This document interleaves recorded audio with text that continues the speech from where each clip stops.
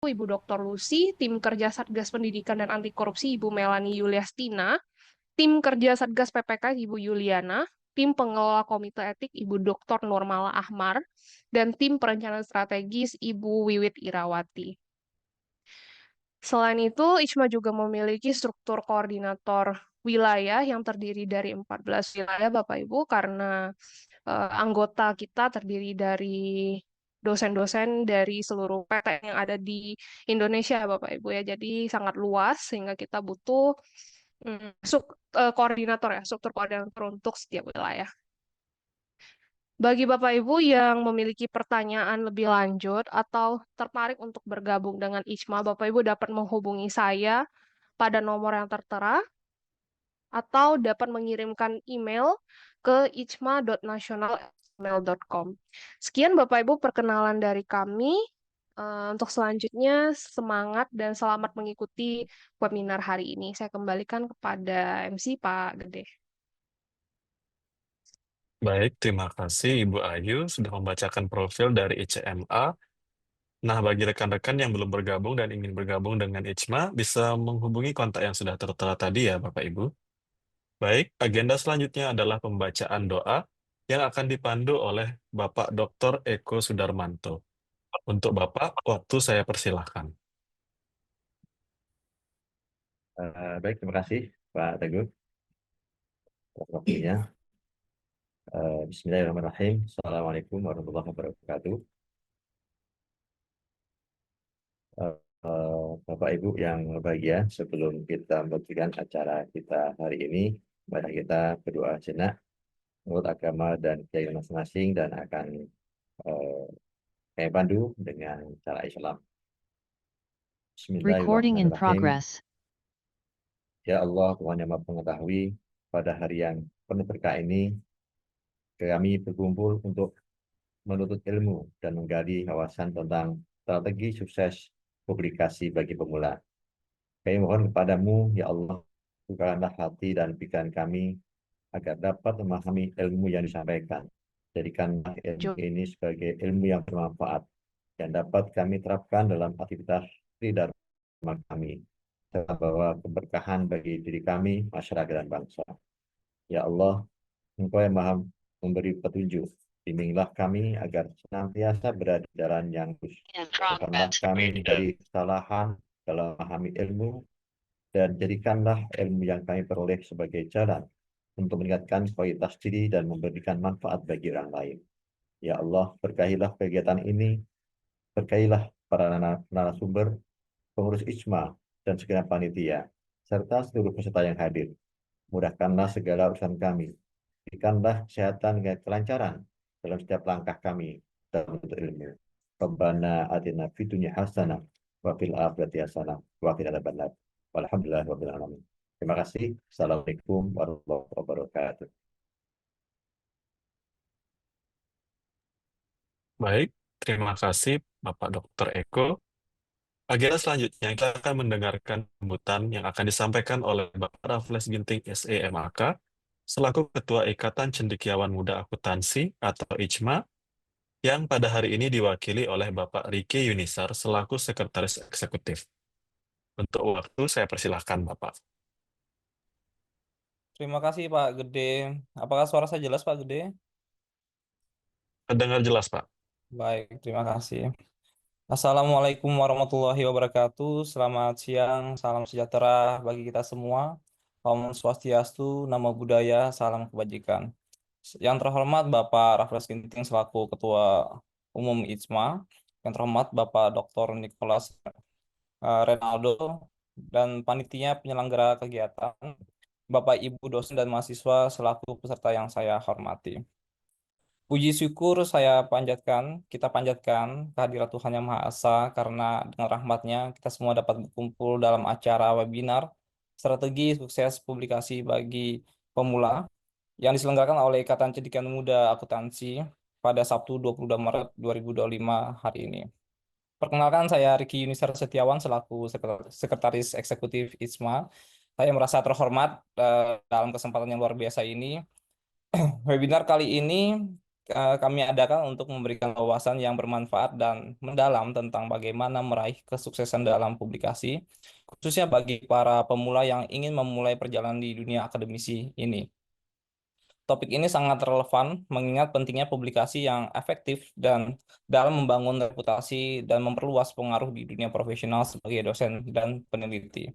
Ucapan terima kasih saya sampaikan juga kepada Pak Raffles Ginting yang akan menyampaikan topik manajemen publikasi bagi pemula dan Bapak Dr. Nicholas Renaldo yang akan menyampaikan topik strategi publikasi bagi pemula. Dengan pemaparan yang akan disampaikan oleh para narasumber tersebut, saya selaku Sekretaris Eksekutif berharap peserta dapat memperoleh pengetahuan yang aplikatif dan praktis yang dapat langsung diterapkan untuk merancang strategi publikasi ilmiah yang lebih efektif di masa depan. Saya juga ingin menyampaikan apresiasi dan terima kasih saya kepada semua pihak yang telah berkontribusi dalam penyelenggaraan acara ini, termasuk para narasumber, panitia, dan peserta yang hadir. Tanpa kerjasama dan dukungan dari semua pihak, kegiatan ini tidak akan terwujud tentunya. Akhir kata, saya berharap acara ini dapat memberikan manfaat yang besar bagi kita semua, membuka wawasan baru dan memperkaya pengetahuan dalam dunia publikasi. Semoga ilmu yang didapat hari ini dapat menjadi bekal berharga kita sebagai dosen, sebagai dalam perjalanan karir kita sebagai dosen dan kehidupan profesional kita. Selamat mengikuti webinar. Semoga sukses dan membawa keberkahan bagi kita semua. Eh, Akhir kata, dengan resmi kegiatan Pekan Webinar pada siang hari ini, 22 Maret 2025, saya buka. Selanjutnya saya kembalikan ke MC Pak Gede. Silakan Pak Gede, terima kasih banyak. Terima kasih Pak Riki atas sambutannya. Baik, Bapak Ibu, selanjutnya kita memasuki acara inti pada hari ini, yaitu pemaparan materi dari narasumber kita.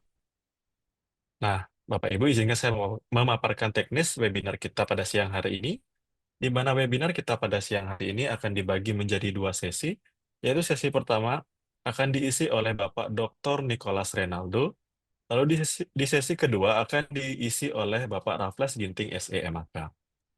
Lalu di akhir kedua sesi kita akan membuka sesi diskusi. Bapak Ibu yang ingin bertanya bisa menuliskan pertanyaan melalui kolom chat terlebih dahulu. Nantinya pada saat sesi diskusi dibuka, pertanyaannya akan saya bacakan, atau Bapak Ibu bisa raise hand langsung untuk menyampaikan pertanyaan yang Bapak Ibu miliki. Baik, langsung saja kita memasuki acara inti pada siang hari ini. Nah, izinkan saya membacakan CV dari narasumber kita yang pertama, yaitu Bapak Dr. Nicholas. Saya izin share screen.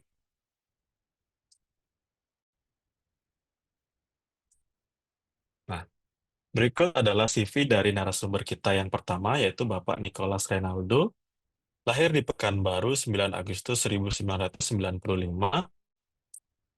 Beliau memiliki background pendidikan sebagai berikut, di mana dia menamatkan S1 Akuntansi tahun 2017 di STIE Pelita Indonesia, lalu menamatkan Magister Finansial Manajemen di STIE Pelita Indonesia, menamatkan Doktor in Accounting di Universitas Trisakti di tahun 2024, dan sedang ongoing Bachelor in Information System di Universitas Terbuka Indonesia. Adapun beliau juga memiliki beberapa background organisasi, di antaranya sebagai Indonesian Community Social Association, Pekanbaru Chinese Family Association, lalu di tahun 2024 hingga sekarang, Association of Young Accounting Scholar as a Regional Coordinator 1, and member of the Research and Ethics Teams. Lalu beliau juga memiliki banyak sekali pengalaman kerja, di antaranya yaitu di tahun 2014 hingga tahun 2016 sebagai accounting staff di PT Swadaya Perkasa, lalu di tahun 2019 hingga 2022 sebagai accounting manager di PT Merempan Agrojaya Palm Oil Plantation, lalu di tahun 2019 hingga sekarang beliau merupakan accounting lecturer on Institute Bisnis dan Teknologi Pelita Indonesia, sebagai reviewer Kogen Business and Management, Applied Economics Letter, reviewer Mayo Clinic Institute dan Other Scientific Journal, dan juga direktur di PT Sierra Cahaya Harmoni. Lalu di sini juga beliau memiliki beberapa sertifikasi dari BNSP, di antaranya di tahun 2021, Certified of Human Resource Training and Development Supervisor. Di tahun 2023 ada Certified of Digital Marketing Practitioner. Lalu untuk penelitian beliau bisa Bapak Ibu lihat sendiri nanti di Google Scholar yang sudah dilampirkan, Scopus ID-nya juga, Sinta, dan seterusnya. Beliau juga memiliki banyak sekali penghargaan ya Bapak Ibu di bidang akademik maupun di bidang profesional.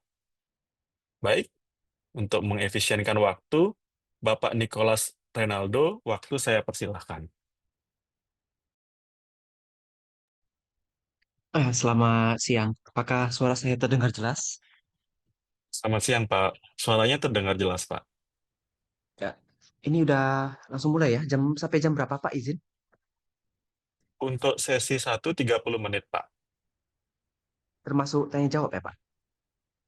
Tanya jawab akan dibuka di akhir sesi Pak, setelah Pak Raffles. Oh, oke. Terima kasih. Sebelumnya saya ucapkan terima kasih ya kepada Ketua Panitia yang telah menyelenggarakan acara ISMA ini. Semoga kita sini bisa sama-sama belajar dan menambah ilmu ya Bapak Ibu.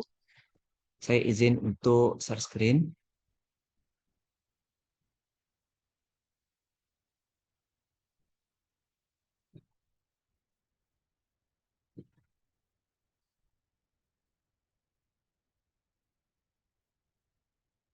Pada kesempatan sore ini,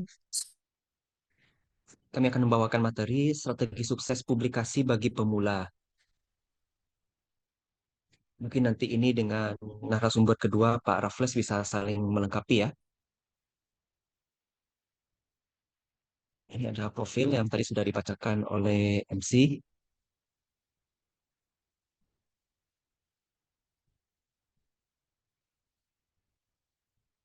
Nah, kita masuk ke pendahuluan. Apa yang menjadi latar belakang pentingnya publikasi dalam dunia akademik? Bapak Ibu semua di sini yang hadir, kebanyakan adalah dosen ya, di bidang akuntansi tentunya.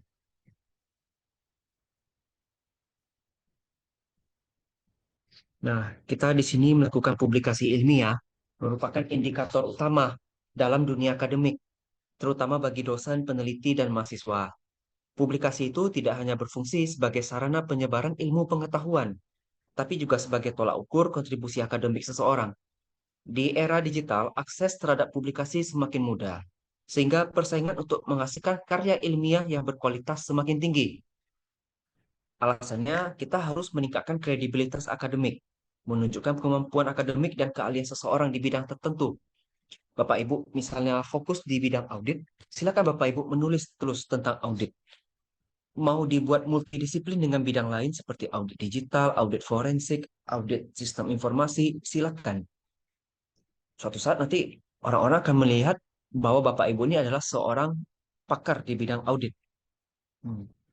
Jadi kredibilitasnya jelas. Yang kedua, untuk mendukung pengembangan karir. Publikasi bisa meningkatkan peluang mendapatkan promosi jabatan akademik tertentu, beasiswa atau hibah penelitian. Yang ketiga, kontribusi terhadap keilmuan. Publikasi berperan dalam pengembangan ilmu pengetahuan dan memberikan solusi terhadap permasalahan nyata di masyarakat. Yang keempat, syarat akademik dan institusional. Banyak perguruan tinggi itu mewajibkan publikasi sebagai syarat kelulusan mahasiswa atau kenaikan jabatan fungsional dosen. Kemudian peluang kolaborasi dan jaringan ilmiah, ini publikasi yang berkualitas dapat menarik perhatian peneliti lain untuk melakukan kolaborasi.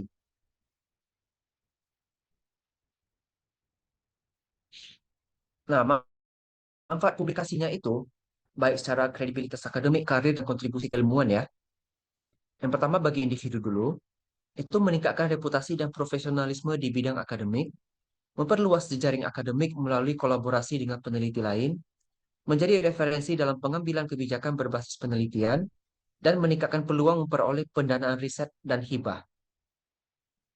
Kalau bagi institusi, ini meningkatkan peringkat institusi dalam pemeringkatan akademik nasional dan internasional. Kemudian memperkuat daya saing dalam memperoleh dana penelitian dan kerjasama industri, meningkatkan akreditasi dan daya tarik calon mahasiswa serta tenaga pengajar. Yang ketiga, untuk dunia keilmuan, ini menghasilkan inovasi dan temuan baru yang dapat diterapkan dalam berbagai bidang. Kemudian mendorong pertukaran pengetahuan secara global dan mempercepat perkembangan ilmu pengetahuan berbasis riset. Tantangan publikasi bagi pemula itu kesulitan menemukan topik yang relevan. Banyak pemula yang bingung menentukan topik yang menarik dan memiliki kontribusi ilmiah yang signifikan. Kemudian kurangnya pemahaman tentang metodologi riset. Metodologi yang kurang tepat ini menyebabkan artikel ditolak oleh jurnal. Kemudian kesulitan dalam menulis dengan bahasa akademik. Penulisan ini memerlukan struktur yang jelas, argumentasi yang kuat, dan gaya bahasa yang formal. Yang keempat, persaingan yang ketat di jurnal bereputasi. Jurnal internasional dan nasional terakreditasi memiliki standar tinggi yang sulit dipenuhi oleh pemula. Kelima, keterbatasan akses ke referensi berkualitas. Tidak semuanya ya, karena untuk referensi itu banyak yang berbayar, untuk yang Scopus terutama ya. Kemudian plagiarisme dan kesalahan sitasi ini adanya kurang pemahaman tentang etika publikasi, menyebabkan artikel ditolak karena tingkat kesamaan atau similarity yang tinggi. Yang ketujuh, lama dan ketatnya proses peer review. Kalau makan waktu berbulan-bulan, ya biasanya kita tunggu ya Bapak Ibu. Dan revisinya pun sangat kompleks. Yang terakhir, terjebak dalam jurnal predator. Ini jurnal yang menjanjikan publikasi cepat tanpa proses review yang ketat.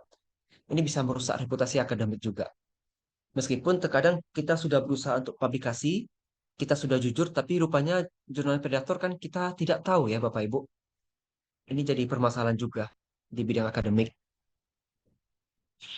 Nah, kita harus memahami jenis dan kualitas publikasi. Jenisnya tuh ada yang jurnal nasional.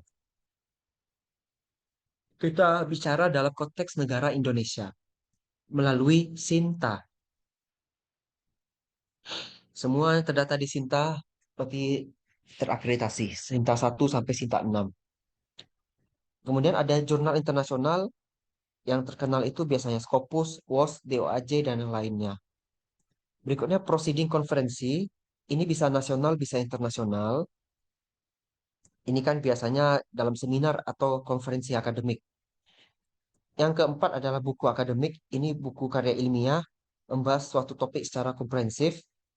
Bisa buku ajar, referensi, monograf. Ada juga buku yang diterbitkan oleh penerbit yang bereputasi ya, seperti Springer, Elsevier, Taylor Francis, atau dari Harvard. Kemudian ada book chapter, ini kontribusi dalam bentuk satu bab.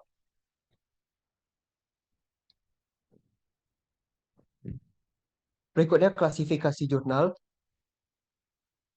Untuk yang nasional itu kita pakai Sinta kalau di Indonesia. Sinta 1 dan 2 ini standar yang paling tinggi. Biasanya sudah terindeks DOAJ, bahkan Scopus, terutama Sinta 1. Apapun yang masuk ke Sinta 1 atau sebaliknya. Kalau sudah Scopus pasti masuk Sinta 1. Kemungkinan besar seperti itu. Sinta 3 dan 4 ini nasional terakreditasi tapi belum indeksasi internasional.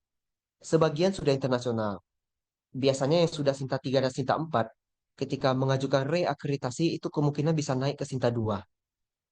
Kemudian Sinta 5 dan 6 ini standarnya lebih rendah dan kebanyakan dipakai untuk syarat fungsional asisten ahli dan lektor. Kemudian klasifikasi untuk jurnal internasional ada Scopus Q1 sampai Q4. Q1 itu kuartil yang paling tinggi dan Q4 yang paling rendah. Kalau WOS ini dari Claveriate Analytics dia hitungannya. Berikutnya ada open access dan subscription based.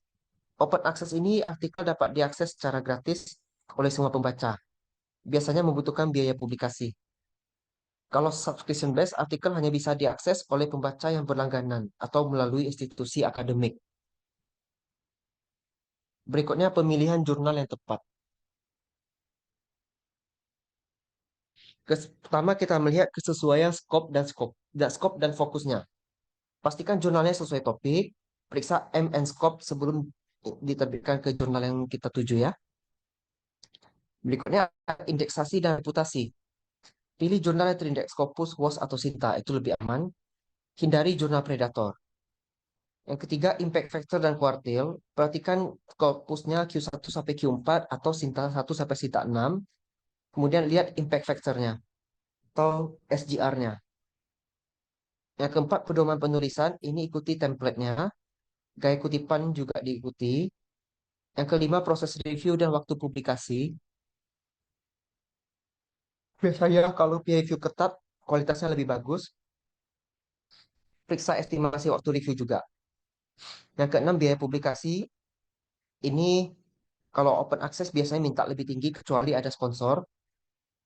Kemudian ada juga terkadang jurnal yang memberikan waiver atau pengurangan untuk penulis dari negara berkembang. Yang ketujuh, cek daftar jurnal predator itu dari Berlist, TOAJ, atau Scopus Source List. Yang penting kita pastikan itu jurnalnya aman sebelum kita publikasikan ya Bapak Ibu.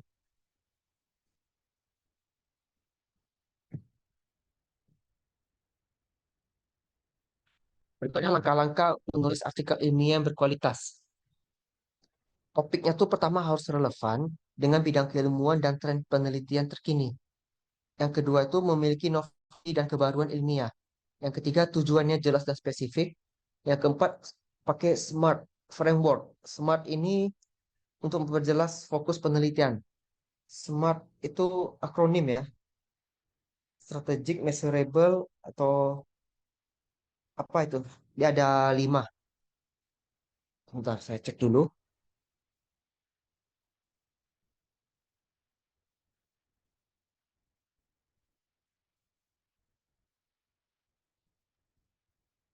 Specific, measurable, achievable, relevant, dan time bound. Itu strategi ya kalau SMART yang ini. Berikutnya melakukan kajian pustaka yang relevan, yang komprehensif. Referensinya pakai Scopus, WOS, atau Sinta. Sumbernya kita bisa ambil dari database akademik, ada Google Scholar, Science Direct, Springer Link, atau IEEE. Kemudian sistematik atau meta-analisis untuk identifikasi tren penelitian terbaru. Kemudian gunakan Mendeley Zotero untuk referensi kita. Kemudian menentukan metodologi yang tepat. Ada kualitatif, kuantitatif, atau mixed method. Silakan Bapak Ibu sesuaikan. Kemudian SAM, PLS, regresi sesuai metode Bapak Ibu. Desain penelitian dan sampling juga harus diperhatikan. Untuk struktur artikel yang baik, pertama kita mulai dari pendahuluan. Ini menjelaskan latar belakang penelitian dan pentingnya topik. Yang berikutnya kita identifikasi gap dan tujuan penelitian. Terakhir kita merumuskan pertanyaan atau hipotesis penelitian dengan jelas. Yang kedua, tinjauan literatur. Kita sajikan ringkasan teori yang mendukung penelitian. Identifikasi penelitian terdahulu dan temukan keterbatasannya. Lalu gunakan pendekatan state of the art untuk memperkuat kontribusi penelitian. Yang ketiga, metodologi. Jelaskan desain penelitian, populasi, dan sampel. Sebutkan metode pengumpulan data dan teknik analisis yang digunakan. Dan pastikan metodologi sesuai dengan standar akademik untuk meningkatkan kredibilitas. Kesimpulan, hasil dan pembahasan. Kita sajikan hasil dengan tabel atau grafik ya, biar lebih jelas. Terkadang hasil dalam bentuk narasi agak sulit, karena kita mainnya di kuantitatif ya. Tapi kalau di kualitatif ya memang biasanya narasi. Diskusikan temuan dengan menghubungkan ke teori dan penelitian sebelumnya, kemudian jelaskan implikasi akademik dan praktis dari hasil penelitian. Berikutnya kesimpulan, kita ringkas temuan utama dan kontribusi penelitian, jelaskan keterbatasan penelitian dan arah penelitian masa depan, dan hindari menyajikan informasi baru yang belum dibahas sebelumnya. Terakhir, daftar pustaka ini pakai format sesuai jurnal, APA, IEEE, Harvard, Vancouver, atau sejenisnya. Pastikan semua kutipan dalam teks memiliki daftar pustaka yang sesuai, dan gunakan alat referensi seperti Mendeley atau Zotero untuk menghindari kesalahan citasi. Nah, untuk menggunakan referensi yang kredibel, kita hindari sumber yang tidak terpercaya, seperti blog atau Wikipedia. Wikipedia sebenarnya masih bisa dikatakan hampir kredibel ya, karena dia mengutip juga dari beberapa rujukan.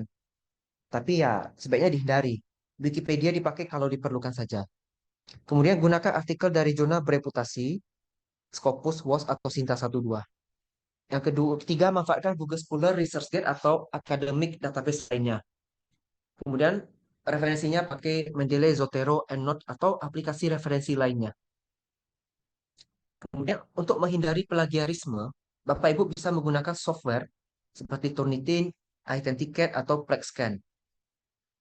Pastikan tingkat kesamaan atau similarity indexnya di bawah batas yang ditentukan jurnal. Kalau di kita untuk fungsional biasanya maksimal 25. Tapi ingat, itu kan Indonesia ya. Kalau di luar negeri bisa jadi lebih rendah. Bahkan ada yang minta di bawah 10%, meskipun itu rasanya sulit sekali ya mendapatkan 10%. Yang ketiga, gunakan teknik parafrase dan citasi yang benar untuk menghindari plagiarisme dan periksa kebijakan etika jurnal untuk memastikan kepatuhan terhadap standar akademik. Yang berikutnya kita melihat strategi sukses dalam proses publikasi.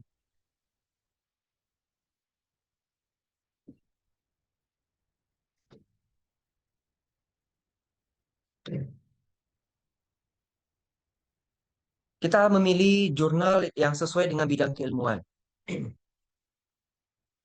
Kita cek skop dan aim untuk jurnalnya, kita periksa reputasi jurnal, hindari jurnal predator, dan pastikan dampak dari faktornya itu. Misalnya impact factor, SGR, atau site score-nya. Yang kedua, memahami pedoman penulisan jurnal. Membaca author guidelines, mematuhi format penulisan, menyesuaikan jumlah kata, gaya bahasa akademik, dan format tabel atau gambar. Kemudian memastikan abstrak dan kata kunci sesuai dengan standar jurnal yang dituju. Berikutnya, mengikuti proses peer review dengan baik. Kita pastikan artikel sudah siap sebelum dikirim. Kita cek dulu similarity tata bahasa dan formatnya. Kemudian hadapi review dalam beberapa tahap. Ada desk review, review substansi, dan revisi mayor atau minor. Kemudian kita harus bersabar karena proses review memakan waktu 3-12 bulan tergantung jurnal. Ini internasional ya Bapak Ibu. Kemudian menanggapi reviewer dengan profesional. Kita jangan panik atau emosional terhadap kritik yang diberikan. Buat respon letter yang menjelaskan perubahan yang telah dilakukan. Jika ada pertanyaan yang tidak bisa dijawab, diskusikan dengan kolega atau pembimbing. Dan gunakan format tanggapan yang sistematis, biasanya bentuk tabel, yang memuat komentar review dan perbaikannya. Berikutnya kolaborasi dengan penulis berpengalaman. Kolaborasi ini bisa memperoleh bimbingan dalam menulis artikel yang lebih berkualitas, akses jurnal ke jurnal bereputasi yang lebih tinggi, memudahkan proses revisi dan tanggapan terhadap reviewer, meningkatkan networking akademik dan peluang riset kolaboratif.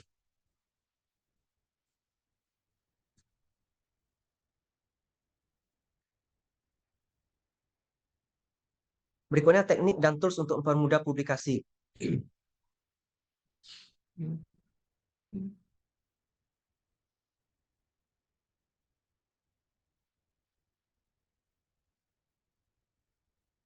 Kita dalam pengelolaan referensi menggunakan Mendeley, EndNote, atau Zotero, contoh programnya ya.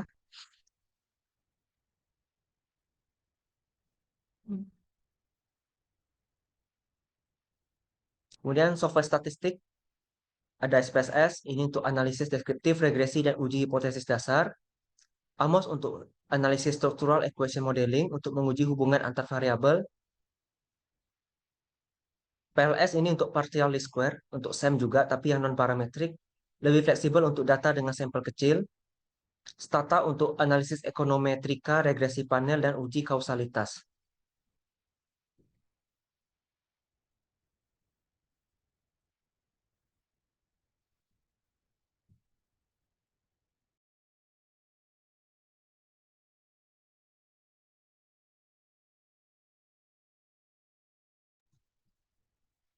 Kemudian teknik parafrase dan writing tools, ada Grammarly, Quillbot, Hemingway Editor, ini contoh aplikasinya. Kalau Grammarly membantu memeriksa tata bahasa, ejaan, dan gaya penulisan. Quillbot untuk parafrase otomatis dan menghindari plagiarisme. Hemingway Editor memudahkan penyederhanaan kalimat agar lebih jelas dan mudah dipahami.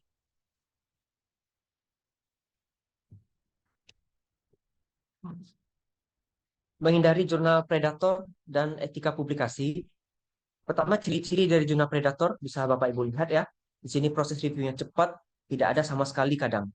Kemudian minta biaya publikasi tinggi tanpa transparansi, kemudian tidak terindeks di jurnal bereputasi, editor dan reviewer tidak jelas, atau berasal dari yang tidak relevan,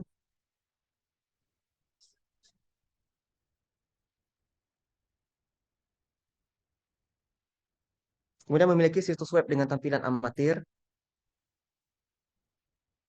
mengirim email undangan publikasi secara massal dan agresif, kemudian ISSN dan DOI tidak valid atau tidak bisa diverifikasi.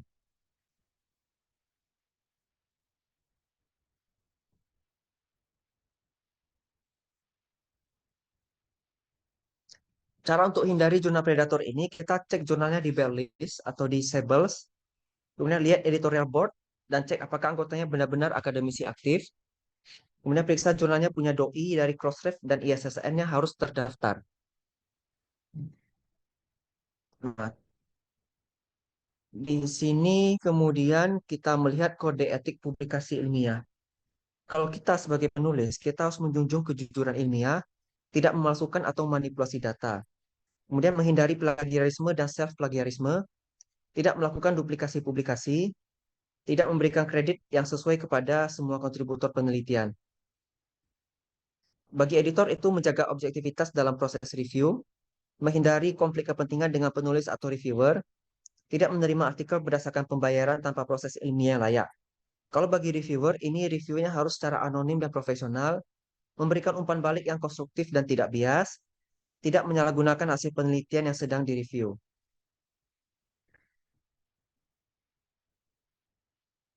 Nah, kemudian kita harus mengetahui beberapa hal yang bisa disimpulkan dari materi ini. Pertama, tentang pahami pentingnya publikasi. Publikasi ilmiah meningkatkan kredibilitas akademik, mempercepat pengembangan karir, dan memberikan kontribusi keilmuan. Yang kedua, kita memilih jurnal yang tepat. Pastikan jurnalnya terindeks di Scopus, WOS, Sinta, atau DOAJ. Jadi kita bisa terhindar dari jurnal predator. Yang ketiga, tulis artikel dengan struktur yang baik. Mulai dari pendahuluan, tinjauan pustaka, sampai dengan daftar pustaka. Kemudian gunakan tools yang tepat. Referensi bisa pakai Mendeley, Zotero. Analisis data tergantung ya, ada SPSS, AMOS, PLS, Listerel, dan sejenisnya. Untuk pengecekan plagiarisme bisa Grammarly, Quillbot, Turnitin. Kita harus ikuti proses peer review dengan baik dan jaga etika publikasi. Motivasi dan tips untuk pemula itu jangan takut ditolak. Penolakan adalah bagian dari proses belajar. Setiap revisi akan meningkatkan kualitas artikel. Mulai dari jurnal nasional atau konferensi untuk membangun pengalaman sebelum menerbitkan jurnal internasional bereputasi. Kolaborasi dengan penulis berpengalaman agar mendapatkan bimbingan dalam penelitian dan penulisan. Konsisten menulis, luangkan waktu setiap minggu untuk menulis meskipun hanya satu paragraf. Terus belajar, ikuti webinar, workshop, dan diskusi akademik untuk meningkatkan keterampilan publikasi. Nah, berikutnya, berhubung masih ada sedikit waktu, kita coba untuk mengecek beberapa hal di sini.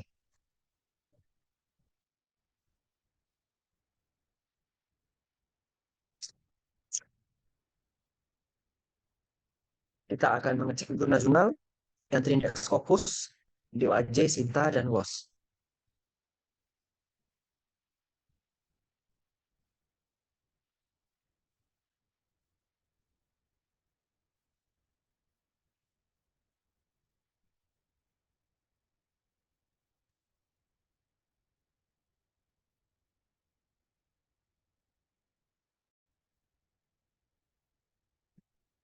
Kalau kita mau mengecek jurnal di Scopus, ada dua fitur yang bisa kita gunakan.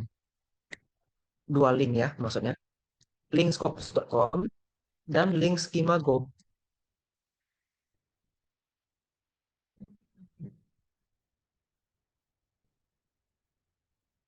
Misalnya kita mau cari jurnal kita ya, misalnya accounting,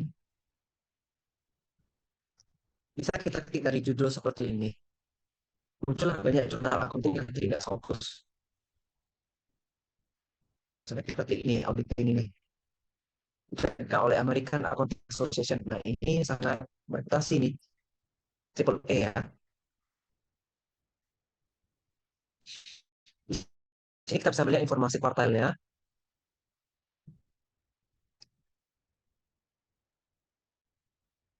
Kemudian ini SDR-nya bisa kita lihat ya tiap tahun. Arahkan saja panah ke sini. Nah, ini SDR-nya 1,875. Ini 1,907. Ada juga informasi-informasi lain yang bisa kita dapatkan dari beberapa grafik ini. Tapi sebenarnya yang paling penting itu adalah dia masuk di kuartal berapa. Ceknya di bawah sini. Kita tulis Q1. Berarti ini sudah jurnal dengan predikat tertinggi ya.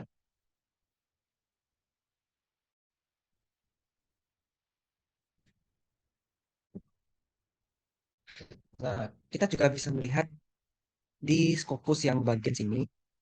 Oh maaf, kita balik ke SJR dulu. Ada beberapa teknik lagi yang bisa digunakan. Seperti kita ke journal ranking.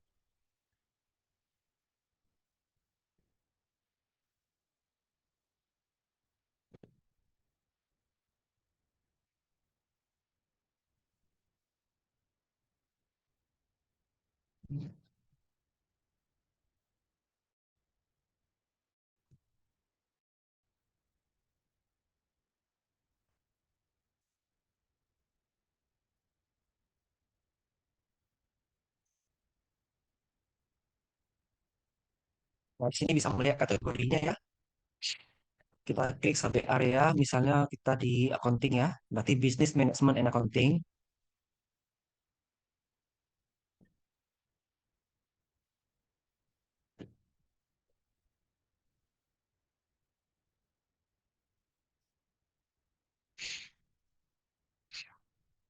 Dan ini sudah tersortir ini. Jurnal-jurnal yang masuk ke kategori accounting, bisnis ataupun manajemen. Kita bisa lebih spesifik lagi ya. Di bagian all subject kategoris ini, kita pilih accounting. Dia akan jauh lebih spesifik jurnal yang muncul nanti.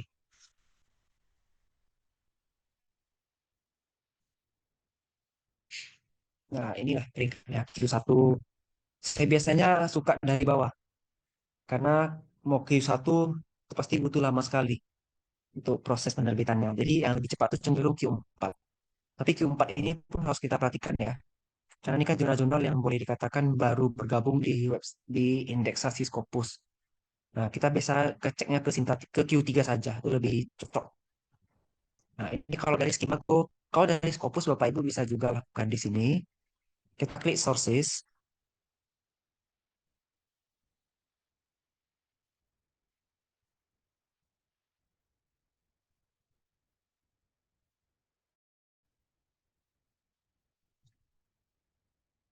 kita bisa main pakai title, berarti jurnal yang ada kata accounting di titlenya itu bisa masuk.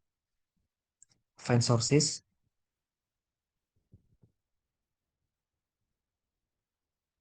Nah, ini jurnal-jurnal yang berkaitan dengan topik accounting.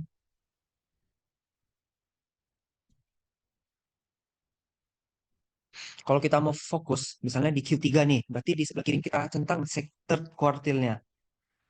Lalu kita klik apply. Misalnya Bapak Ibu juga mau cek apa dia jurnal, book series, proceeding, atau trade publication, bisa mainkan filternya. Di sini kita coba third quartile aja, kita klik apply.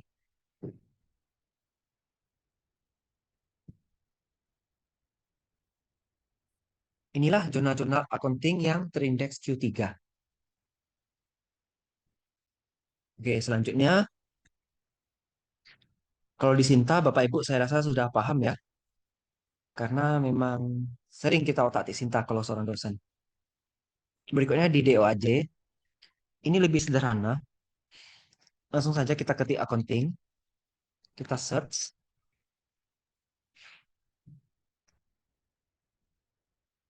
Nah, ini deh jurnal-jurnal berkaitan dengan accounting di sini. Termasuk jurnal Indonesia pun ada yang terindeks DOAJ. Kemudian WOS ya.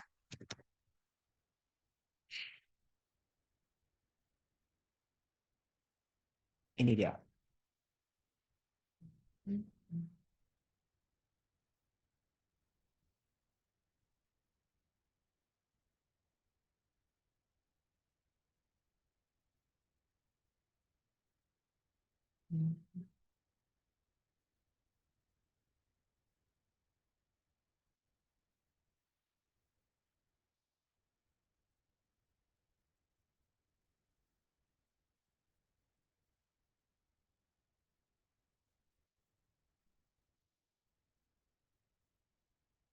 Agak lama sih ini loadingnya dan waktunya juga udah 2.30.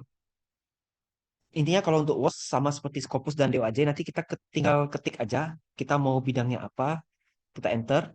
Kalau perlu sistem filter atau sortir tertentu juga bisa dimanfaatkan di sini. Saya rasa sudah cukup. Saya kembalikan kepada moderator. Mohon maaf apabila terdapat kekurangan. Baik, terima kasih Bapak Nikolas atas pemaparan materi yang luar biasa terkait strategi publikasi bagi pemula ya.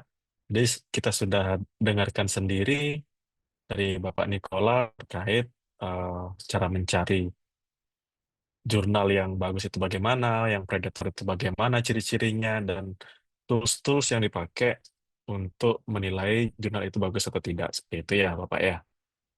Baik, selanjutnya pemaparan materi akan diisi oleh Bapak Raffles, Pak.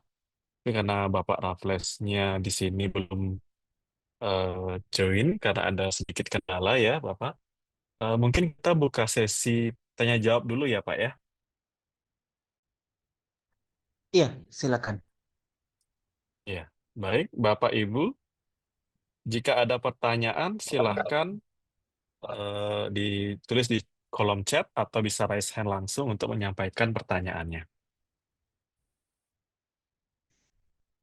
Untuk Bapak Ibu yang tadi minta materi, ini saya share ya di kolom chat. Baik, Pak.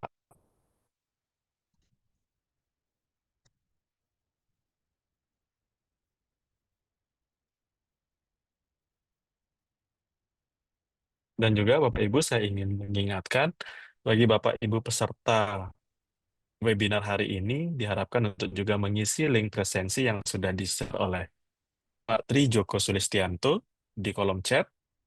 Nah, bagi Bapak Ibu yang menginginkan sertifikat, nanti juga bisa membayarkan sejumlah biaya ke rekening Ikatan Cendekiawan Muda Akuntansi atau ICMA. Nanti sertifikatnya akan diproses segera setelah akhir webinar ini. Silakan Bapak Ibu, apakah ada pertanyaan? Nah, eh, baik, di sini sudah ada satu pertanyaan ya Pak ya dari Ibu Welasari di kolom chat.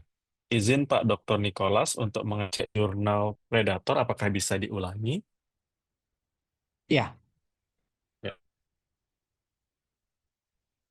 silakan Pak, waktu kita satu. praktekkan aja ya. Ya, Ya, kita langsung praktekkan aja biar lebih jelas ya. baik Pak.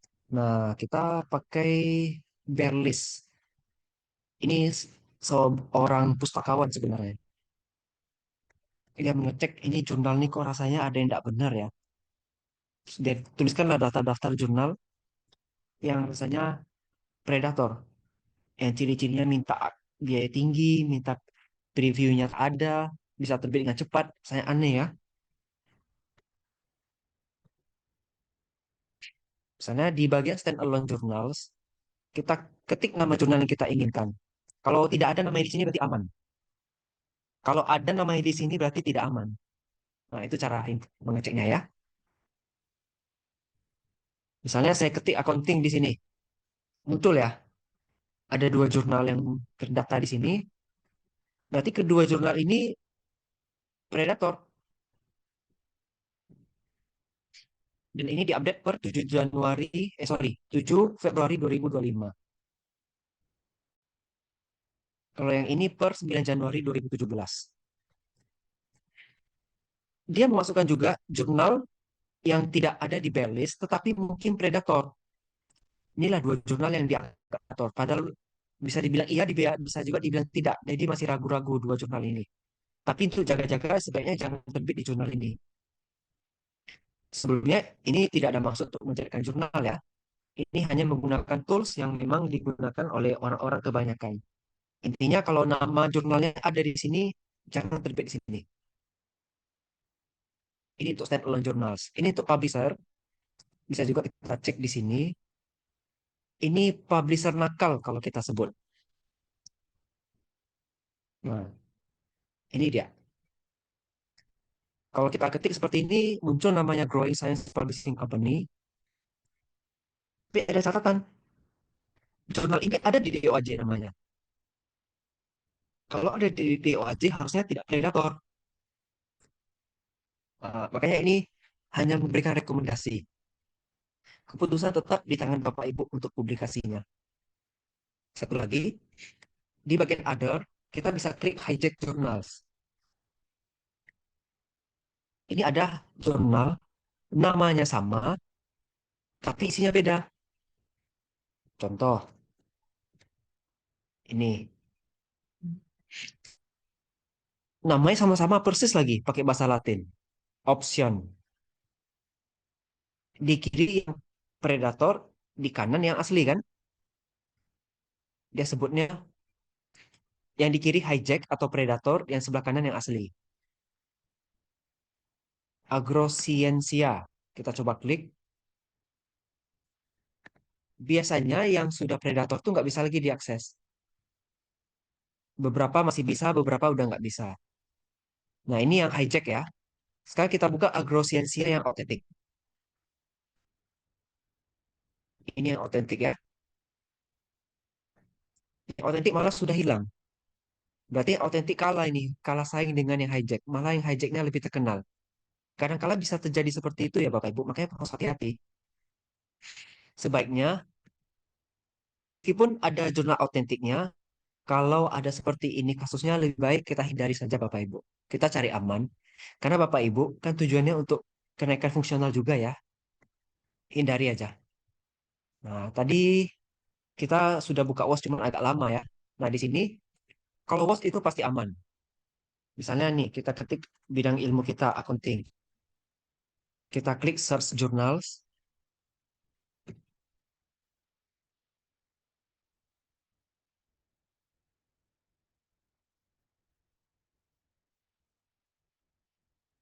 Nah, ini adalah jurnal-jurnal yang terindeks di WOS. Yang ada judulnya mencakup kata accounting. Nah, kalau ini aman semua ini Bapak Ibu, silakan publikasi di sini. Tapi jelas bikinnya sulit.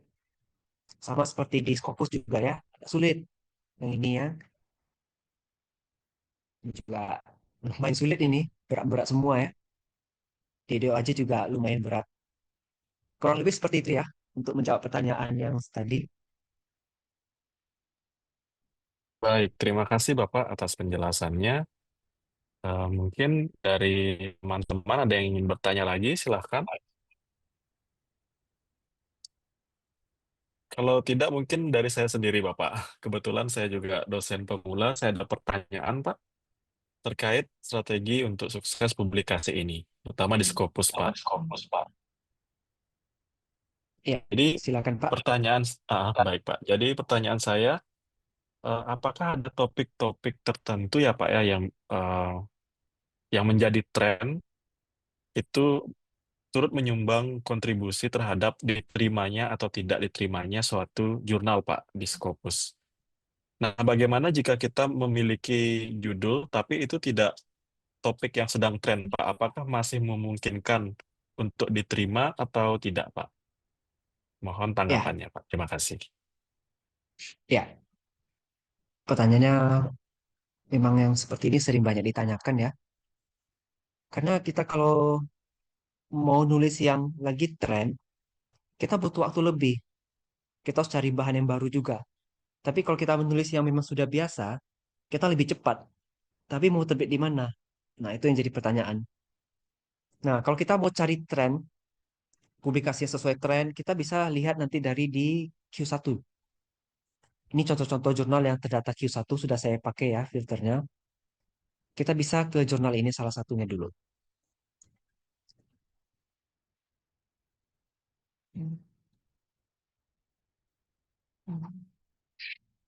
Kayak di Accounting Emerald yang pegang nomor satu posisinya untuk saat ini.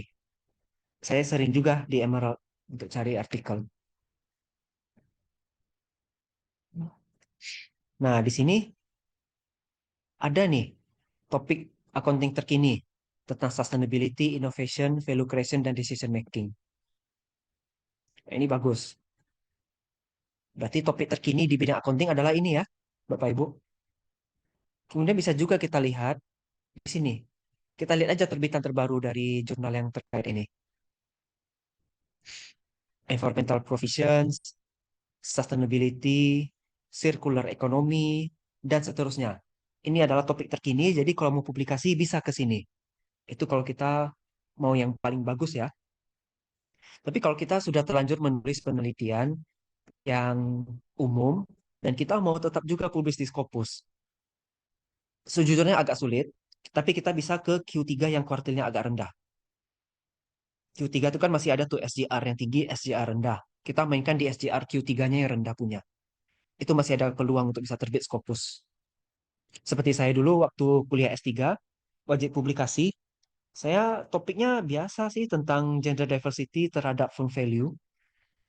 Rasanya nggak ada yang spesial lah dari situ kan. Tapi diwajibkan Scopus. Kalau nggak bisa ujian saya kan. Ya sudah, saya coba cari-cari, kebetulan dapat, terbit di situ, ya udah. Pas terbit, saya baru ujian. Nah, kalau saya mau paksa tetap ke Q1, jelas tak akan mungkin bisa judulnya seperti itu. Jadi semuanya harus diperhitungkan baik-baik. Atau ke Q4 juga bisa, tapi ingat Q4 ini labil dia ya. Bisa cepat naik, bisa cepat turun, dan bahkan menghilang. Nah, itu aja harus diperhatikan ya untuk Pak Teguh. Terima kasih Pak atas pertanyaannya. Baik, Pak. Terima kasih, Pak, atas jawabannya. Sangat luar biasa sekali. Nah, di sini juga sudah ada pertanyaan dari Pasca Nova Gainau, Pak, di kolom chat.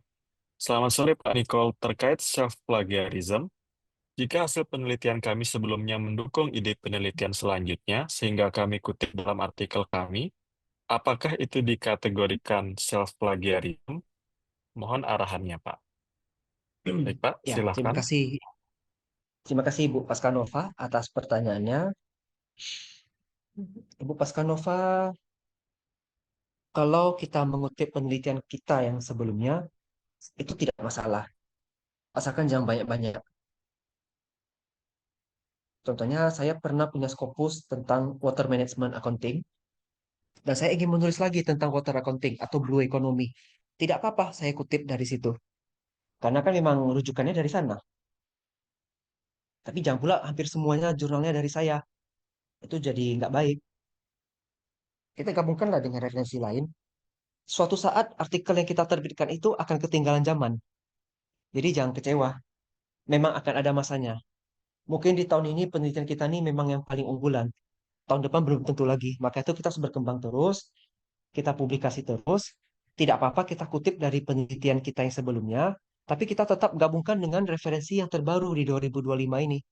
Ini bulan Maret, tapi jumlah publikasi di dunia itu sudah sangat banyak jumlahnya. Apalagi tiap tahun jumlah dosen bertambah terus. Dan dosen wajib publikasi kan? Jadi perkembangan ilmu itu akan berjalan terus selamanya. Kurang lebih seperti itu ya, Ibu Pascanova. Dia belum self-plagiarisme kalau hanya beberapa biji. Mungkin ada yang bilang 5% dari rujukan maksimalnya. Ada yang bilang 10% dari rujukan. Silakan. Yang penting jangan banyak-banyak. Itu saja intinya, Bu. Terima kasih. Baik, terima kasih, Pak. Jadi, jawabannya itu boleh ya, Pak ya, beberapa, namun digabungkan juga dengan referensi dari luar ya, Pak ya. Baik, Yang Ibu dari luar dan Pascanova, yang terbaru. yang terbaru. Wah, baik, Pak. Baik, semoga menjawab Ibu Pascanova. Selanjutnya, adakah pertanyaan lagi dari Bapak Ibu?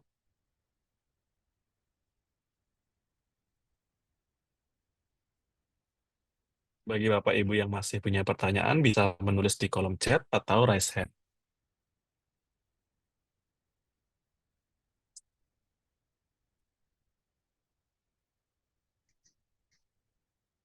Baik, karena tidak ada pertanyaan lagi, mungkin kita lanjut ke narasumber kita yang selanjutnya, yaitu Bapak Raffles Ginting, SEMAK. Nah, izinkan saya membacakan. Oh, sebelumnya ini ada pertanyaan lagi ya, Pak ya, dari Riki Ananda. Silakan, Bapak Riki Ananda.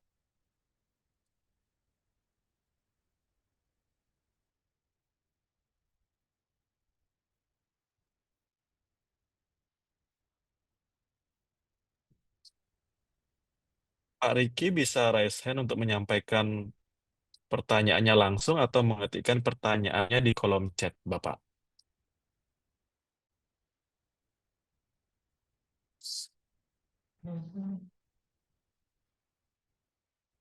Baik, ini sudah pertanyaannya, Pak Nikolas. Jadi, Pak Riki bertanya bagaimana etika publikasi bagi dosen pemula, Bapak. Apa yang harus dihindari?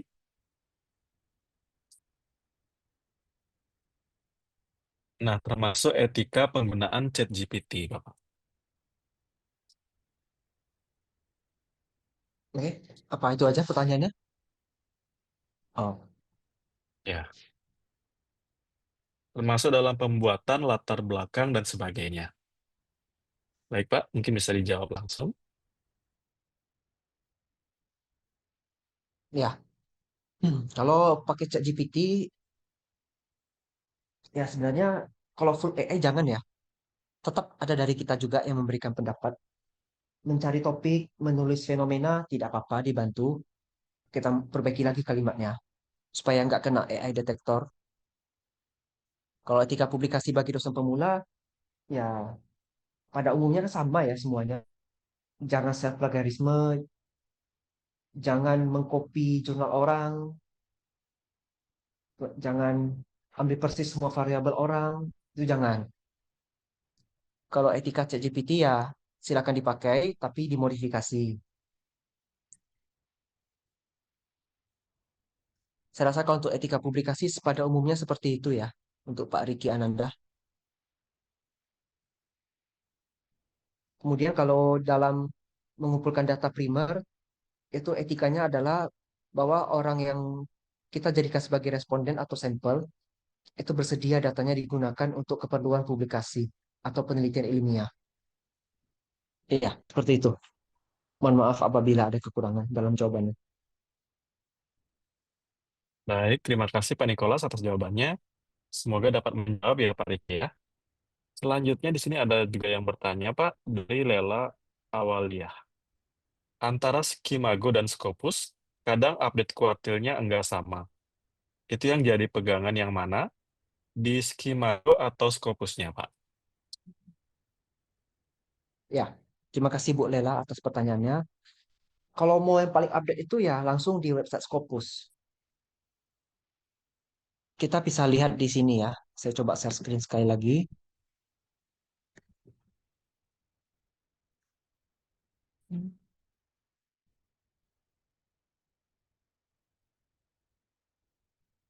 Nah, Bapak Ibu bisa lihat kalau dia kuartalnya 76 sampai 100, berarti dia di sini. Dia Q1. Tapi belum tentu ketika kita cek di SJR Skimago sama. Karena SJR yang di Skimago itu biasanya diupdate setahun sekali di bulan April. Jadi 2024 punya nanti akan update di April 2025. Di bentar lagi ya. Kalau mau pegangan ya pasti di sini. Scopus itu udah pasti. Kalau metrik di Skimago itu nunggu setahun. Jadi lebih update di Scopus. Tapi terkadang beberapa ini asesor ya, baik asesor penelitian, hibah atau reviewer atau asesor kenaikan fungsional, beberapa masih melihat dari Skimago. Kita ajukan syarat untuk kenaikan fungsional misalnya Q3 atau luaran hibah Q3. Di Scopusnya sudah Q3, tapi di Skimago masih Q4 karena naiknya baru tahun depan di update di sini. Nah, lebih aman sih dari Skimago atau kalau mau publikasi yang betul-betul aman ya di Scopusnya Q3, Skimago Q3. Itu lebih konsisten. Jadi tidak menimbulkan permasalahan. Karena ada beda persepsi beberapa dosen ini ya. Mungkin itu ya, Bu Lela. Baik, terima kasih Pak Nikolas. Untuk Ibu Lela, semoga jawaban dari Pak Nikolas bisa menjawab pertanyaannya Ibu ya. Baik, ada lagi Bapak Ibu yang ingin bertanya?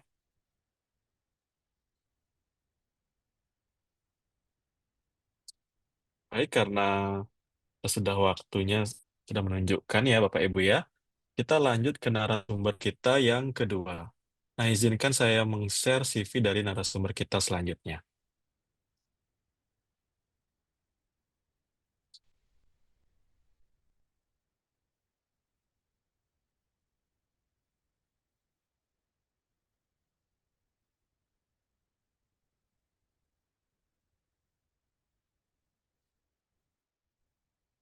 Baik, Bapak Ibu. Berikut adalah CV dari narasumber kita yang kedua, yaitu Bapak Raffles Ginting SEMAK. Beliau merupakan dosen prodi S1 Akuntansi di Universitas Tanjung Pura. Nah, adapun riwayat pendidikan beliau menamatkan pendidikan S1 Akuntansi di tahun 2013 di Universitas Bengkulu, lalu menamatkan pendidikan S2 Akuntansi Forensik di tahun 2018 di Universitas Diponegoro. Adapun riwayat karir beliau adalah sebagai pimpinan redaksi Buletin FEB Universitas Tanjung Pura tahun 2023, lalu sekretaris Unit Penjamin Mutu Fakultas Ekonomi dan Bisnis Universitas Tanjung Pura tahun 2023, Ketua Seminar Akademik FEB Untan 2023, dan Ketua Tim PHR FEB Untan 2022 hingga 2023. Adapun pengalaman organisasi beliau, yaitu beliau sekarang menjabat sebagai Ketua Umum Ikatan Cendekiawan Muda Akuntansi dari tahun 2021 hingga sekarang, lalu Ketua Umum Salt Shaker Generation 2016 hingga sekarang, lalu staf advokasi Ikatan Alumni Undip di Kalbar.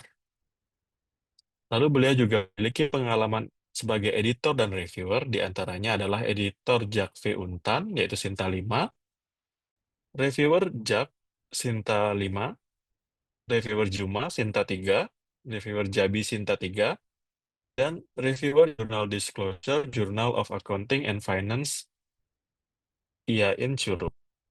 Nah, beliau juga sudah menerbitkan beberapa buku ya, Bapak Ibu, di antaranya adalah Akuntansi Keuangan Gereja, Analisis Big Data, Akuntansi Keluarga, Kajian Isu Akuntansi, dan juga Akuntansi untuk coffee shop.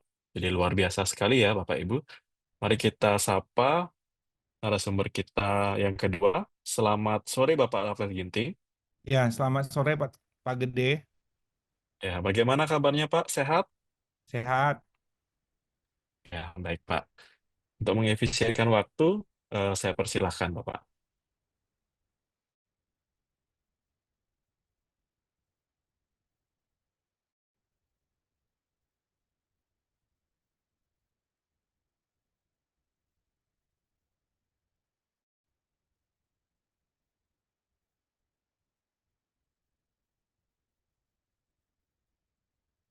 Bentar ya Pak, saya lagi ini. Oke, sebentar. Mana PPT-nya?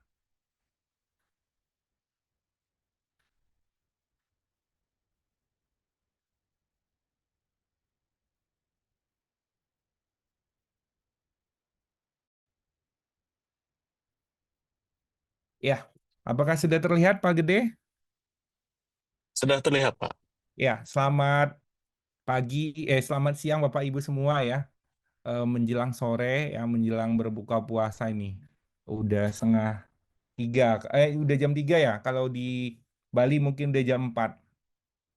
Iya, Ya, Pak, sudah jam 4. tadi Pak Nikolas sudah menyampaikan bagaimana strategi publikasi bagi pemula. Nah, saya kebagian bagaimana manajemen publikasi ilmiah bagi pemula. Nah, Bapak Ibu, seperti yang kita ketahui, ketika kita ingin mempublikasikan hasil penelitian kita, ya, bukan hanya membutuhkan penelitian yang bagus, ya, tapi kita harus memiliki manajemen yang tepat, ya, manajemen publikasi ilmiah yang tepat secara khusus bagi kita pemula ya, bagi dosen pemula atau bagi mahasiswa yang baru pertama kali menulis seperti itu. Nah, kita harus paham dulu apa itu manajemen publikasi ya. Manajemen publikasi adalah manajemen yang bertujuan untuk eh, meningkatkan kualitas publikasi dari hasil penelitian kita ya. Kita tahu bahwa dalam manajemen itu ada 4 tahapan, ada planning, controlling, directing, dan organizing ya. Ada perencanaan ya. Jadi dalam proses publikasi ilmiahnya itu kita harus merencanakan dulu ya, termasuk ya ide, kemudian inovasi dalam penelitian yang akan kita lakukan bagaimana seperti itu. Kemudian penelitian yang akan kita lakukan ini bersifat individu, kita yang mengerjakan atau tim. Nah, kalau tim, siapa timnya? Gitu ya. Nah, itu yang dinamakan dengan planning, perencanaan. Ya. Tujuan kita menulis ini untuk publikasi untuk apa? kenaikan pangkat kah, ya, syarat untuk ujian tertutup kah, ya, atau syarat-syarat yang lain, pengajuan insentif kampus kah dan sebagainya. Ya, jadi harus terencana planningnya seperti itu ya, Bapak Ibu ya. Jadi kita menulis mau masukkan ke dalam Sinta 2 targetnya atau ke Scopus Q1. Nah, itu tujuannya untuk apa? Nah, harus kita rencanakan dengan baik. Setelah itu baru kita organisasikan ya. Kalau tim, pembagian timnya ya. Kemudian tahapannya kita harus lakukan organisasi. Kemudian directing ya, kemudian controlling ya, pengendalian ya. Jadi ada hal-hal yang dianggap oh ini nggak bisa, ini harus diganti informannya. Kita lakukan pengendalian ya seperti itu sehingga nanti hasil penelitian kita dapat berkualitas, tepat waktu dan dapat publikasi di jurnal yang bereputasi. Nah ini ya Bapak Ibu ya, ada 4 seperti saya katakan tadi, ada planning. Sasarannya ya, apa sasaran dari eh, penelitian yang akan kita lakukan ya. Sasarannya dipublikasi di mana? Scopus Q1 kah, Scopus Q2 kah? Kemudian kebijakan ya. Kebijakan-kebijakan yang kita mau rancang apa? Supaya masuk ke Scopus Q2, saya harus lakukan apa ya?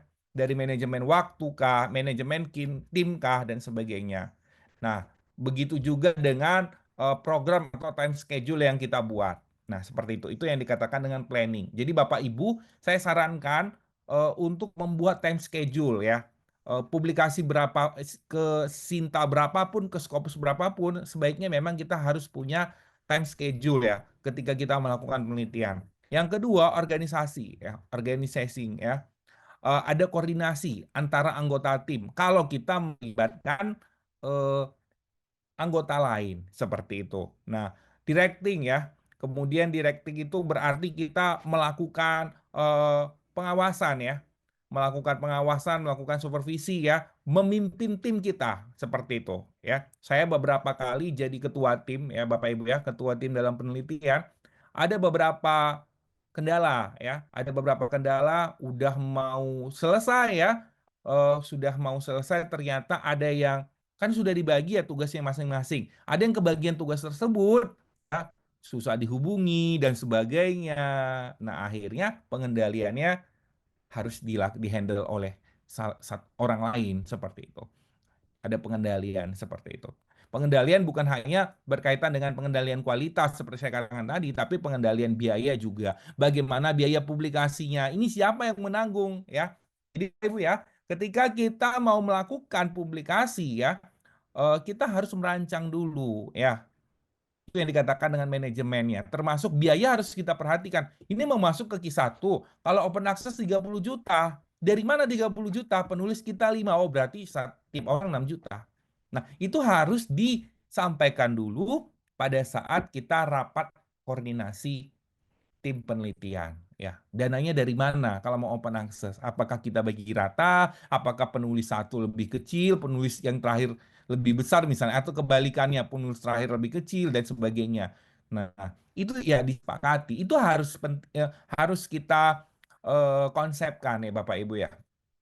Nah, kemudian eh, kategori manajemen publikasi ya. Yang pertama manajemen ide ya. Yang kedua manajemen skill.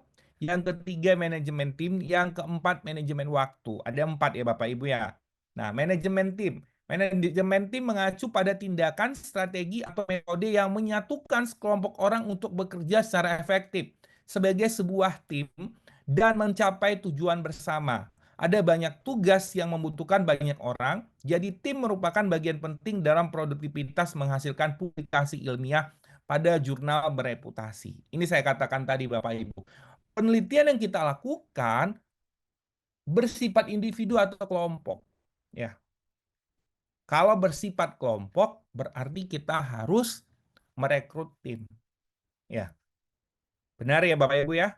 Nah, ini manajemen tim ada 3 tahapan. Strategi pemilihan anggota tim, pembagian tugas, dan pengendalian tim. Ya. Sebelum kita melakukan penelitian, ya, kita nggak bisa langsung publikasi tanpa hasil penelitian kan nggak bisa. Kita harus melakukan penelitian dulu. Ya.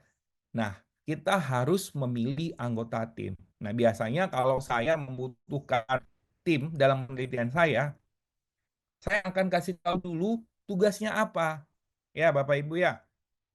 Misalnya penelitian terakhir saya sama Bu Risa, Pak Riki, Bu Windy, sama Pak Anton. Ya, Pak Riki yang melakukan coding ya, kualitatif menggunakan NVivo. Kemudian Bu Risa mencari informan, wawancarai informan, seperti itu. Nah, nanti Pak Anton yang bertugas untuk membuat literatur, ya, dan menyesuaikan dengan template, seperti itu. Nah, saya membuat konsep ide penelitian, ya, membuat konsep penelitian dan menuangkan hasil temuan ya dari coding tadi, saya yang menuangkan ke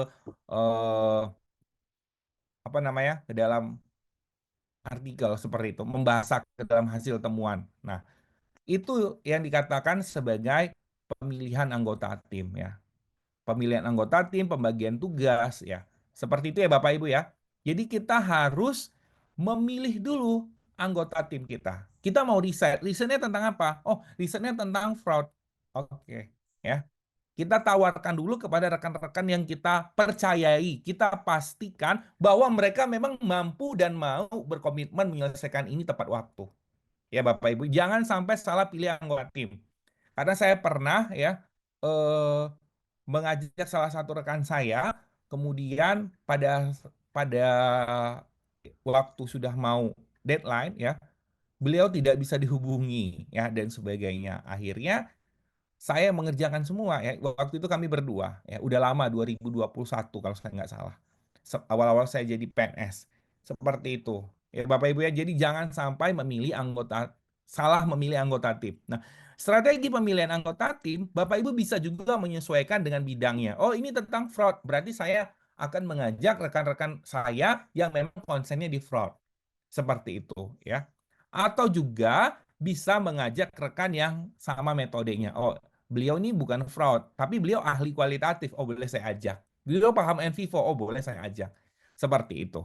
Itu ya Bapak Ibu ya. Strategi pemilihan anggota tim, yang pertama pilihlah ya yang sesuai dengan risetnya. Seperti itu. Pilihlah juga ya kalau dibutuhkan metode ya. Ini ada yang ahli kualitatif ya kita masukkan seperti itu. Yang ketiga, pilih anggota tim yang kita satu visi ya. Satu visi, satu tujuan, punya komitmen. Seperti itu. Kira-kira seperti itu Bapak Ibu ya. Jangan sampai kita menggerutu di belakang. Waduh, ini nggak kerja saya sendiri, ini jatuhnya cuma nebeng nama. Nah, seperti itu. Itu sangat penting ya Bapak Ibu ya. Terkait dengan strategi pemilihan anggota tim. Seperti itu. Dari pembagian tugasnya, pembagian biayanya, itu harus jelas. Yang kedua, pembagian tugas. Nah, ini sudah saya singgung juga tadi. Tugasnya apa saja? Nah, itu harus jelas Bapak Ibu ya. Jelas di awal. Oh, kamu tugasnya ini, kamu tugasnya ini, kamu tugasnya ini. Semua harus jelas. Nah, dan kita harus sampaikan juga di awal. Tugas Bapak adalah mencari 5 informan. Apakah Bapak bersedia?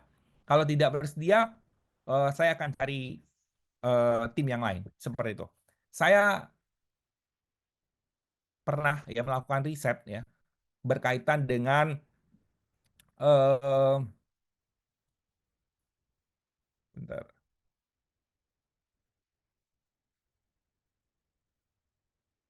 Peran pemimpin ya, pemimpin organisasi dalam mencegah fraud. Mana tadi? Ini ya. Nah, kemudian saya membutuhkan 5 pimpinan perusahaan ya dengan gaya kepemimpinan berbeda-beda. Seperti itu. Jadi saya minta salah satu rekan saya, kamu sanggup nggak, Bapak sanggup nggak mencari 3 orang saja pemimpin perusahaan, tapi gaya kepemimpinannya beda-beda. Kan gaya kepemimpinan banyak ya. Nah, seperti itu. Jadi kapan deadline-nya? Kalau disampaikan tidak sanggup ya, saya nggak sanggup. Cari saya cuma sanggup satu, nggak sesuai dengan kebutuhan kita. Ya udah kita cari yang lain. Atau saya sanggup 3 Pak, tapi nggak bisa selesainya Mei, selesainya harus September. Sedangkan deadline kita Mei ya. Nah, kita bisa cari yang lain. Seperti ya, ini memang harus didiskusikan di awal. Yang ketiga, pengendalian tim. Kita harus buat pengendalian. Kalau sampai pada saat deadline, ada hal-hal yang tidak diinginkan terjadi. Ya, ada anggota yang sudah bertugas menjalankan pekerjaan, misalnya melakukan wawancara ya. Pada saat hari H, ternyata dari 5 yang harusnya diwawancara hanya 1. ya. Apa alternatifnya? Bagaimana pengendaliannya? Itu harus kita rancang. Seperti itu ya Bapak Ibu, ini berkaitan dengan manajemen tim. Kalau penelitian kita ya menggunakan kategori tim ya, atau kita berkelompok ya Bapak Ibu ya, jadi kita nggak bisa ego sendiri saja ya, tapi kita harus melibatkan tim ya. Ada masalah di lapangan, ada masalah di publikasi. Nah, ini kita harus bagi tugas. Seperti itu. Nah, selanjutnya manajemen ide.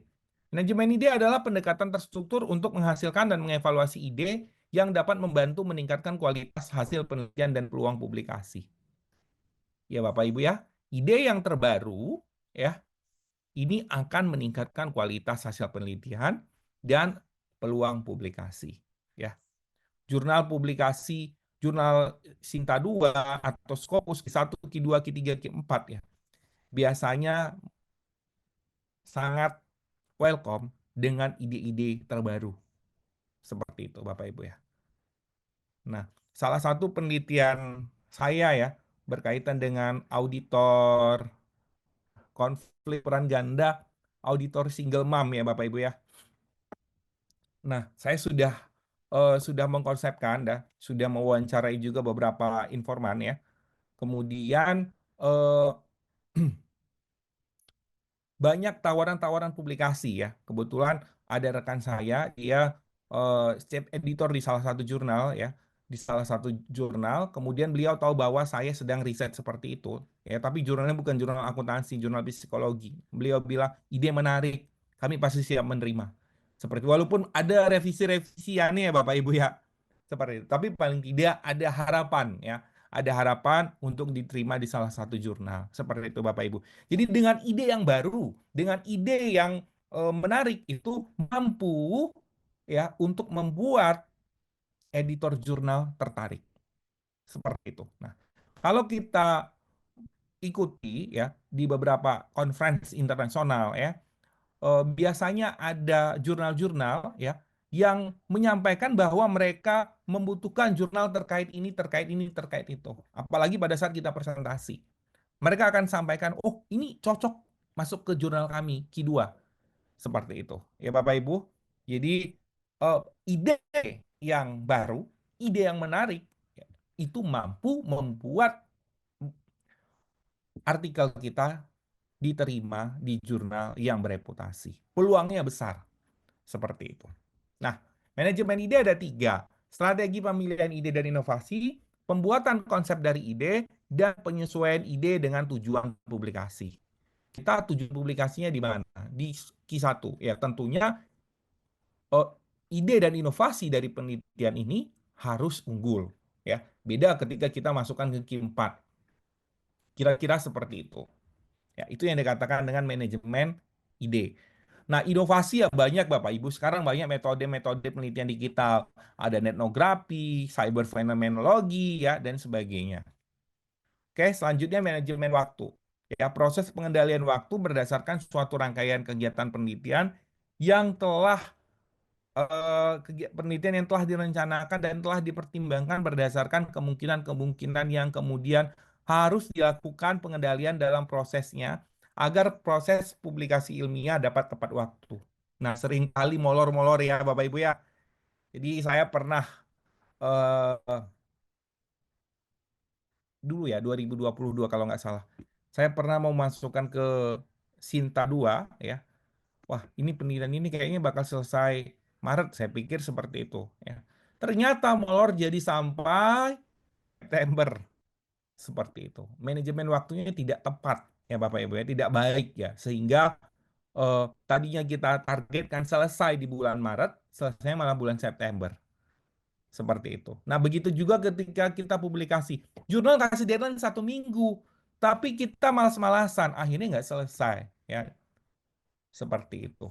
Jadi manajemen waktu ini memang sangat penting. Ada 3, membuat rencana atau target publikasi. Ya, kita mau publikasi di mana, targetnya kapan. Kemudian membuat time schedule. Ya, kemudian strategi pengelolaan waktu.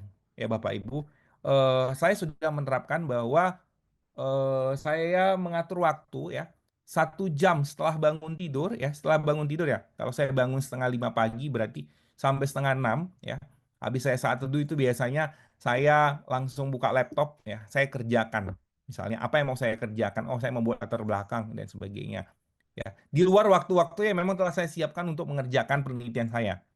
1 jam sebelum saya tidur seperti itu. Jadi itu harus kita konsepkan. Karena kalau kita nggak konsepkan nggak bakal jalan ya Bapak Ibu ya. Ya, manajemen waktu seperti ini. Misalnya saya nulis 1 bab ya. Pokoknya 1 bab saya harus kerjakan 1 bab lagi. Pokoknya 1 hari itu harus ada yang saya lakukan untuk buku ini. Seperti itu. 1 jam sebelum saya tidur. Seperti itu. Sebelum saya tidur, apa yang saya kerjakan? Baca referensi ya. Kemudian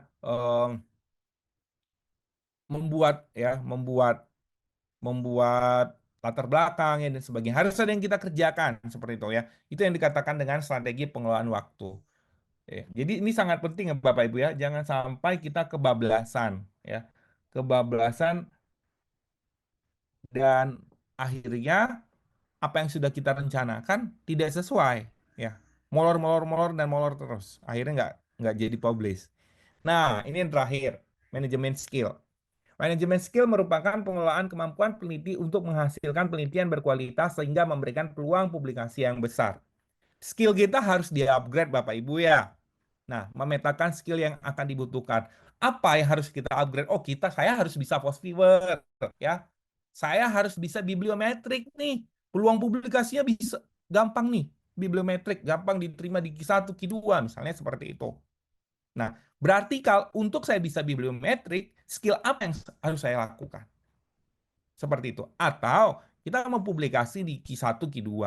Nah, jurnal ini minta menggunakan stata. Saya nggak bisa pakai stata. Misalnya seperti itu. Skill apa yang harus saya upgrade? Oh, berarti saya harus bisa pakai stata. Atau jurnal ini menerima dengan NVivo. Oh, berarti saya harus pakai NVivo. Seperti itu. Saya menggunakan kualitatif. Berarti saya harus bisa coding, ya. Open coding, hasil coding, selektif coding. Atau saya sebelumnya menggunakan kuantitatif, tapi saat ini saya mau pakai kualitatif dengan metode dramaturgi, kemudian autoetnografi, berarti saya harus pahami dulu. Saya harus punya skill dulu, ya. Skill autoetnografi, dramaturgi, dan sebagainya. Jadi skill itu bukan hanya berkaitan dengan teknologi, ya. Kita paham dramaturgi, paham teori-teori yang lain, paham kemampuan-kemampuan yang lain. Nah, itu yang dikatakan dengan skill. Upgrade skill dan evaluasi. Seperti itu ya Bapak Ibu ya. Jadi untuk kita bisa publikasi ilmiah, ya, khususnya bagi pemula ya, di jurnal bereputasi yang sudah kita targetkan, kita harus menerapkan 4 ini tadi. Ada manajemen eh, apa tadi ide ya, manajemen skill, manajemen tim, dan manajemen waktu. Oke, bentar.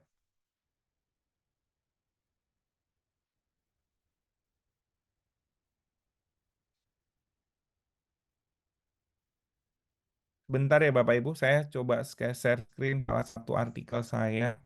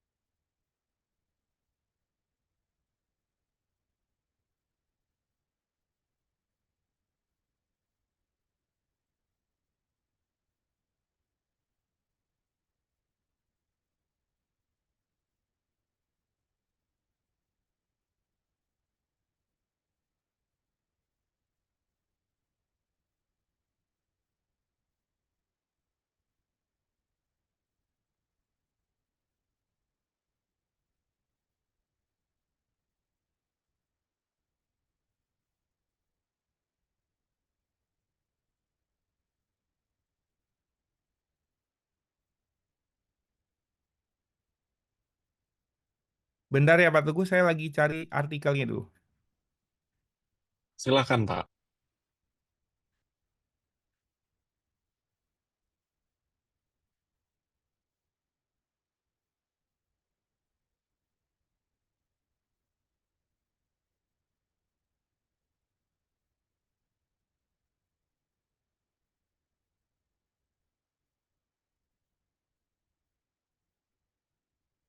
Oke, ini dapat.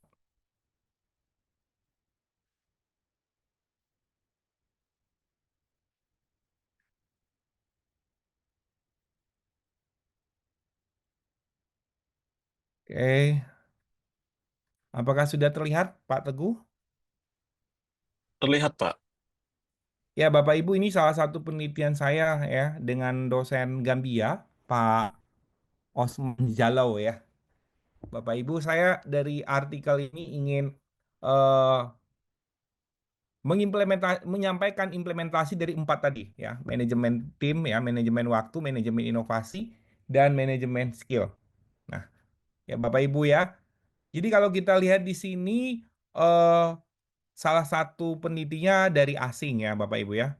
Dari asing Mr. Osman Jalo ya dari Gambia ya. Kemudian seperti kata Bapak, riset dengan dosen asing itu sangat susah ya. Terutama waktunya. Kita waktu dengan mereka itu bedanya 12 jam dengan Osmania. Setahu saya 12 sekitar itu ya. Jadi kalau misalnya di sini siang, di sana subuh seperti itu ya. Jadi kalau mau diskusi juga butuh waktu yang sama seperti itu. Nah, jadi di sini saya bagi tugas ya eh, antara beberapa peneliti ya. Kemudian termasuk manajemen ide juga ya. Jadi ini berkaitan dengan fintech lending ya dan impulsive behavior, how great is the potential. Seberapa besar potensinya untuk niat melakukan fraud. Seperti itu ya. Jadi dari manajemen ide ya kita menemukan keterbaruan dari sebuah penelitian yang akan kita lakukan sehingga gampang ya mudah diterima di publikasi ya. Jadi ini artikel ini dimasukkan di konferensi ISMA, kebetulan dapat best paper ya kemarin dan terbit di jurnal Sinta 4 ya. Seperti itu. Nah, jadi kemudian dari manajemen tim juga ya ada pembagian tugas ya, kemudian dari manajemen waktu dapat dapat dapat publikasi dengan waktu yang tepat ya, termasuk revisinya dan sebagainya. Kadang beberapa orang ya mampu mengerjakan penelitian pas publikasi bukan nggak diterima ya, sudah revisi tapi nggak bisa ngerjakan revisi sesuai dengan waktunya ya. Dikasih waktu 2 minggu malah molor sampai 4 minggu nggak selesai, akhirnya masukkan lagi ke tempat lain seperti itu. Nah, jadi manajemen ide itu juga sangat penting ya Bapak Ibu ya. Jadi ide-ide kita ya, termasuk judul ya. Judul-judul itu juga harus menarik ya Bapak Ibu ya.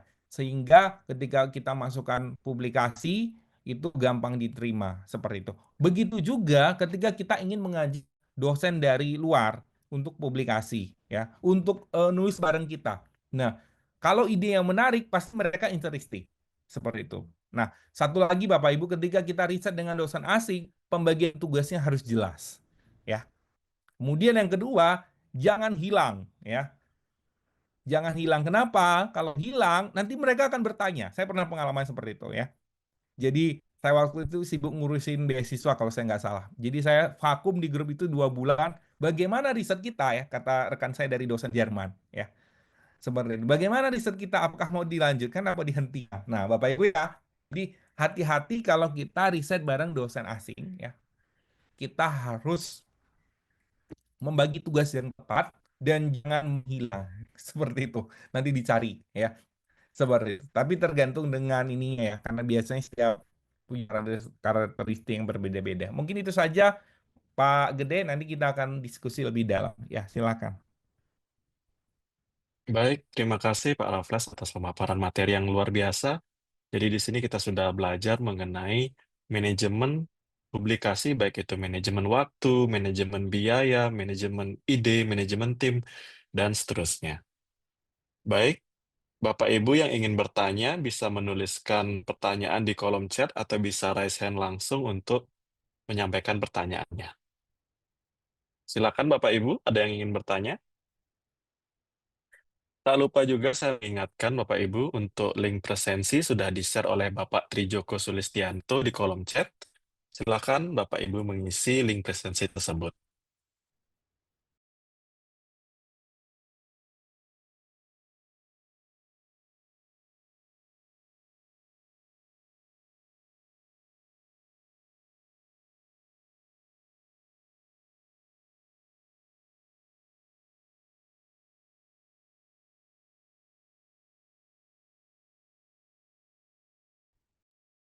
Silakan Bapak Ibu ada yang ingin bertanya?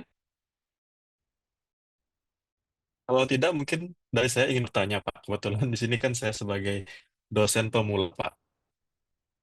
Jadi saya ingin bertanya nih, bagaimana cara kita, Pak, mengatasi permasalahan ketika kita misalnya sudah membentuk tim.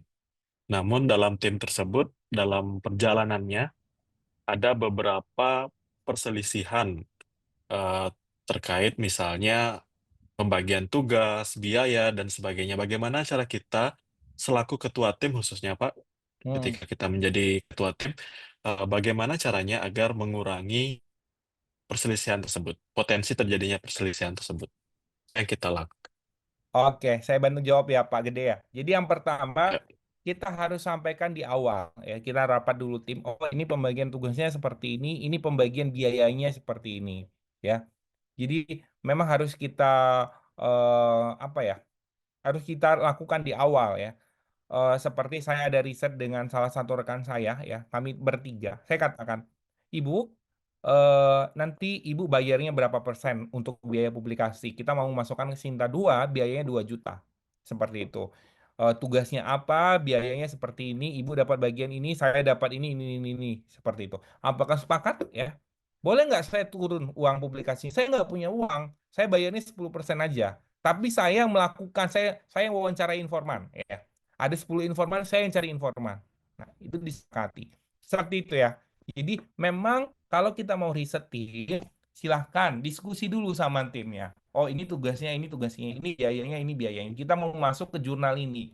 Jadi langsung ditentukan dulu ya. Kita mau masuk kemana, biayanya berapa. Nah, itu harus ditentukan dulu ya. Jangan nanti aja terakhir. Enggak. Harus kita rapatkan di awal. Bagi tugasnya segini, bagi biayanya segini. Seperti itu ya. Jadi untuk menghindari eh, yang saya katakan tadi seperti itu. Dan kita harus sampaikan juga kalau sampai deadline nggak selesai, maka apa yang akan dilakukan seperti itu. Karena kalau kita nggak kasih seperti itu, nanti akan molor dagingnya seperti itu. Saya pernah punya tim ya, sampai deadline-nya saya udah diperpanjang 1 bulan nggak selesai, 1 bulan apa 2 bulan. Akhirnya saya yang handle, itu saya masukkan ke publikasi, namanya saya coret nggak saya masukkan karena tidak ada kontribusi. Seperti itu. Padahal di awal sudah komitmen. Nah, itu susahnya ya. Kalau misalnya risetnya sampai 4 atau 5 tim. Nah, biasa saya tuh lebih suka kalau riset tuh berdua, bertiga. Kalau riset saya biasanya berdua ya. Berdua, bertiga, biasanya seperti itu.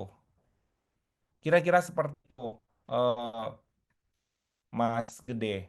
Ya, baik, Pak. Terima kasih atas jawabannya, Pak. Jadi intinya itu adalah komunikasi ya, Pak ya.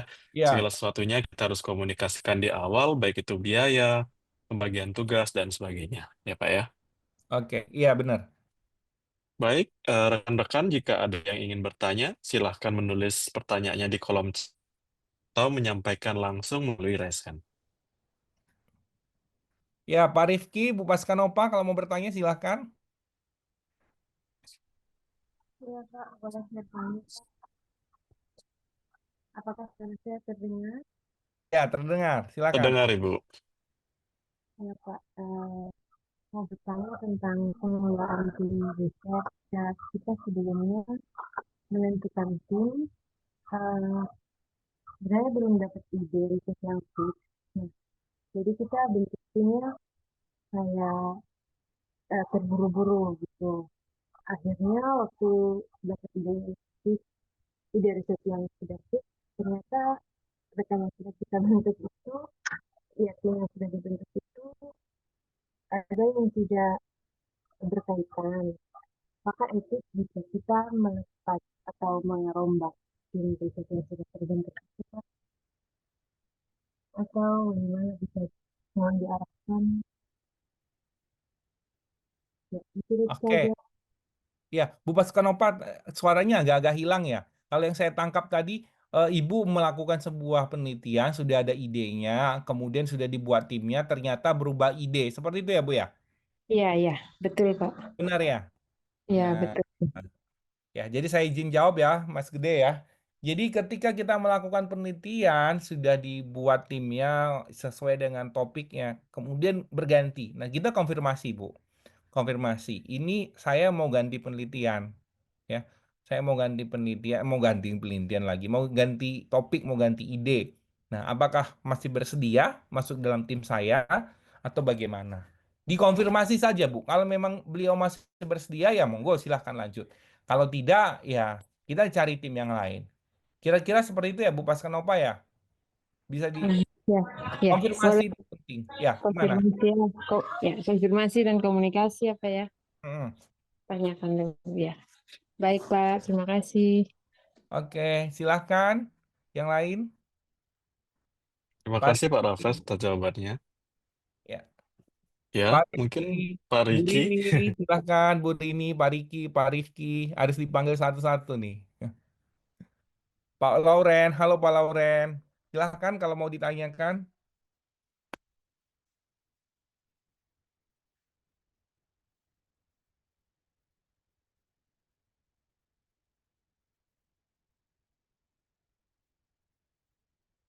Pak Joko kalau mau bertanya boleh Pak Joko.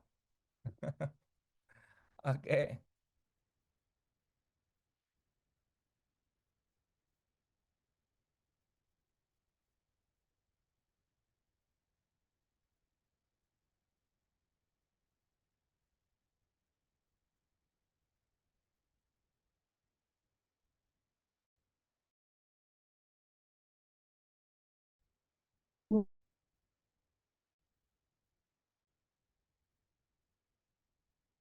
Baik Pak, ini ada tanggapan dari Bu Lawrence. Jadi sementara belum Pak, mendengar aktif saja. oke. Nah, kalau misalnya ya ada yang bertanya, mana lebih enak penelitian ibu atau penelitian tim? Ya. Nah, kalau menurut saya pribadi ya, eh, individu itu lebih enak. Ya. Apa? Poinnya pasti lebih gede ya. Kalau kita ngajukan insentif juga poinnya lebih gede karena nggak dibagi-bagi seperti itu. Tapi kalau individu tuh selesainya pasti lama, Bapak Ibu. Selesainya pasti lama. Nah, saya biasanya kalau riset individu, saya ngajak mahasiswa biasanya, mahasiswa atau alumni-alumni ya. Alumni mahasiswa yang udah kerja ya, tapi biasa dia jadi tim riset saya. Nah, saya akan ajak, oh, ini kamu nanti olah datanya ya, dan sebagainya, seperti itu. Nah, dalam publikasi tetap saya masukkan, ya, tetap saya masukkan. Atau eh, saya sendiri misalnya di publikasi, tapi di belakang layar nanti ada mahasiswa yang kerja, seperti ya, kerja mengolah data, ya, dan sebagainya. Tapi kalau misalnya kita melibatkan asisten peneliti dan sebagainya, ya itu tadi, kita ajari mereka. Seperti itu ya Bapak Ibu ya, harus mengajari mereka. Seperti itu. Ada Baik pertanyaan Pak. Pak Rizky? Ya. Ya, ini ada pertanyaan dari Pak Rifki Novrian dan bertanya terkait penelitian kualitatif. Masih awam nih Pak. Baiknya untuk riset kualitatif yang lebih utama disiapkan terlebih dahulu, apakah informan atau pertanyaan wawancaranya? Atau ada hal yang lebih utama yang perlu disiapkan dengan catatan tema atau topik risetnya sudah jelas ditentukan? Oke, kalau kualitatif itu biasanya topiknya tuh udah harus jelas ya Bapak Ibu ya. Misalnya saya meneliti tentang auditor disabilitas, harus jelas topiknya. Kemudian informannya juga harus ada ya. Jangan sampai topiknya sudah ada, informannya nggak ada. Ya Pak Rifki ya, kita mau meneliti tentang auditor disabilitas. Topiknya bagus tuh, auditor disabilitas. Profesionalisme auditor disabilitas dan kemampuan mendeteksi fraud. Bagaimanakah? Apakah auditor disabilitas mampu mendeteksi fraud? Ya, misalnya seperti itu. Ya, bagaimana perannya dalam mendeteksi fraud? Seperti itu. Ya, bagus ya, judulnya bagus ya. Tapi kita nggak dapat informasi ya, kan sama aja bohong. Seperti itu ya, Bapak Ibu ya. Jadi buat dulu topiknya, tentukan topiknya, cari dulu informasinya. Ya, Eh, riset riset saya disertasi yaitu tentang profesionalisme man auditor government ya. Man auditor government, auditor laki-laki yang bekerja pada pemerintahan BPK atau BPKP. Nah, saya harus dapat dulu informannya, baru saya yakin untuk menulis disertasi saya. Harus lakukan pra-riset. Nah, setelah itu baru saya melakukan pra-riset ya. Setelah melakukan pra-riset baru saya lanjutkan. Ya, kalau di kualitatif kata kuncinya kita harus tentukan dulu topik, ide penelitiannya sudah dapat, sudah jelas. baru cari informan. Jangan sampai udah ujian proposal ya, udah buat bab 1, bab 2, bab 3, ternyata informannya nggak ada, nggak mau diwawancarai, ngulang lagi dari awal. Gitu ya Bapak Ibu ya. Kalau di kualitatif itu informannya harus sudah jelas. Siapa yang mau kita wawancarai? Seperti itu ya. Kira-kira seperti itu. Kalaupun nanti ada yang mau diganti informannya nggak apa-apa. Yang penting sudah ada ya, udah jelas. Oh ini auditornya udah jelas, sudah dapat seperti itu ya. Kalau auditor laki-laki pada pemerintah kan banyak ya. Jadi kita tinggal tanya aja ya. Tapi kalau auditor disabilitas, nah itu yang susah ya. Jadi memang kita pastikan harus ada dulu auditor disabilitasnya. Seperti itu. Atau riset yang saya lakukan kemarin tentang konflik peran ganda pada auditor single mom dan profesionalisme auditornya bagaimana serta kualitas auditor. Nah, berarti saya harus cari auditor single mom-nya. Nah, auditor single mom itu kan susah. Auditor single mother. Itu yang susah ya. Kita harus cari dulu ya, memang benar-benar kenal ya, seperti itu. Ya kan nggak mungkin kita tanya ketika ketemu, benar ibu single mother nggak? Kan nggak mungkin seperti itu ya. Ibu single parent nggak? Kan nggak mungkin pertanyaan yang nggak ini ya. Jadi kita harus tahu dulu, cari tahu. Oh ini saya penyiarkan nih. Nah, biasanya riset-riset yang seperti itu sangat susah dilakukan untuk sendiri, ya Pak Rifki ya. Susah. Jadi kalau riset-riset yang kita susah cari informan, kita harus cari tim. Tugas kamu adalah mencari auditor. Tugas Bapak adalah mencari auditor disabilitas. Seperti itu. Biasanya riset-riset yang susah cari informan, saya bakal cari anggota kelompok saya, tugasnya tuh hanya simpel satu, cari informan dan wawancara informan. Jadi pertanyaan saya seperti itu. Karena kalau sudah seperti itu, sangat susah caranya. Auditor disabilitas itu susah ya. Ini aja saya baru nemukan 3 auditor disabilitas. Seperti itu. Itu kira-kira ya. Ibu Paskanova mau bertanya. Silakan Ibu Paskanova, ini waktunya lagi tinggal 2 menit sebenarnya Bapak ya, jadi ini pertanyaan terakhir mungkin ya. Iya, baik Pak. Silakan Eh, Ibu. baik, terima kasih Pak. Menyambung yang penjelasan tadi Pak, terkait penelitian kualitatif, dalam proses wawancara itu apakah kita punya dimensi dulu yang harus mau ditanyakan begitu. Jadi ukuran kita mau mengukur apa itu apakah sudah harus ditentukan begitu? Saya belum pernah riset kualitatif sih Pak, jadi baru mau mencoba jadi mau diarahkan.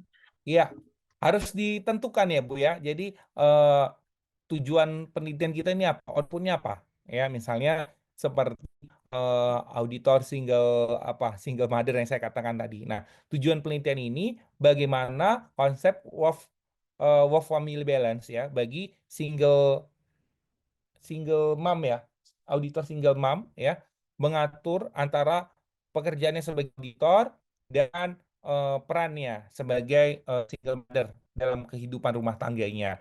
Nah, kemudian, outputnya apa? Outputnya berupa sebuah kebijakan yang nanti bakal diterapkan ya pada apa ya? Kalau dia KAP, kalau dia misalnya pemerintahan misalnya tadi. Apa tujuan yang diharapkan output dari penelitian yang mau kita lakukan ini? Nanti akan menyesuaikan dengan pertanyaan-pertanyaan wawancara, Bu. Jadi pertanyaan wawancaranya yang menyesuaikan dengan tujuan penelitian tadi, ya. Jadi ketika kita wawancara informan kita terjawab semua seperti itu. Karena menyesuaikan dengan pertanyaan penelitian, menyesuaikan dengan tujuan penelitian dan menyesuaikan dengan rumusan masalah. Ya, misalnya penelitian kita tentang auditor single mother. Ya, berarti pertanyaan pertama harus kita yakinkan bahwa informan kita benar-benar auditor single mother. Kemudian konflik peran gandanya, apa saja konflik peran gandanya? Ya, dia berperan sebagai apa saja. Jadi kita pecah dari beberapa item, Bu. Misalnya dalam penelitian kita ada 5 item. Setiap item itu harus ada pertanyaan-pertanyaan eh, yang menyesuaikan kepada informan. Ya, misalnya tentang profesionalisme. Ya, berarti pertanyaan kita kepada informan harus tentang profesionalisme. Seperti itu. Jadi kita bagi. Ada 5, berarti 5 kategori ya. Kita bagi. Setiap kategori ini harus ada pertanyaannya untuk menjawab tujuan penelitian tadi. Paham ya Bu Paskanova? Paham nggak kira-kira? Iya, ya, baik, Pak. Berarti Gitu. kayak dia jadi indikator juga begitu kalau di Iya, penelitian kualitas benar. riset. Misalnya apa? Ibu judulnya apa? Saya langsung praktekkan aja ya, biar Iya, gampang. saya baru punya ide penelitian em, faktor-faktor faktor-faktor identifikasi faktor-faktor yang mendorong Apa? Benar-benar benar papalia. apa judulnya? Ini Pak, identifikasi faktor-faktor yang mendorong Identifikasi faktor-faktor, identifikasi faktor-faktor yang mendorong yang mendorong perempuan papalele mengadopsi perempuan pasar digital. papalele. Iya, Papalele mengadopsi perempuan digital gitu. pasar digital, Pak. Oh, pasar digital. Salah. Oke. Ini karena ada sedikit fenomena Pak di kami PKM tahun lalu kami ajarin cara pakai website untuk jual. Ternyata dari 25 peserta itu yang pakai cuma 3. Nah, saya mau riset tapi dalam jumlah besar sepulau Ambon karena banyak perempuan papalele di tempat di kami sini. Jadi apa sih yang bisa membuat mereka untuk mau pakai platform digital untuk jual ikan begitu. Dan saya mikir tidak bisa, mungkin lebih tepat pakai kualitatif ya, supaya bisa mengeksplor apa yang mereka pikirkan begitu. Ya, berarti kalau seperti ini ya misalnya eh, perempuan papalele. Perempuan papalele itu berarti kerjanya apa? Kerjanya setiap hari jual ikan, Pak. Oke, berarti eh itu ya, apa namanya? Nelayan, Bu ya, benar nggak? Iya, benar-benar. Istri nelayan dan ya masyarakat pesisir Istri yang jual nelayan, apa ya? Perempuan perempuan pesisir, pesisir. Ya, ya perempuan pesisir. Bentar tuh. Perempuan pesisir, papalele ya namanya ya, gitu. iya, iya. Eh, bahasa lokalnya Papalele. Papalele itu apa? Nama daerah kah? Iya, itu bahasa lokal di Ambon. Itu artinya orang yang eh, perempuan yang jalan menjual sesuatu begitu. Taruh di kepala lalu berjalan keliling atau kadang di pasar juga untuk apa tawarkan barang mereka. Itu namanya Papa Lele.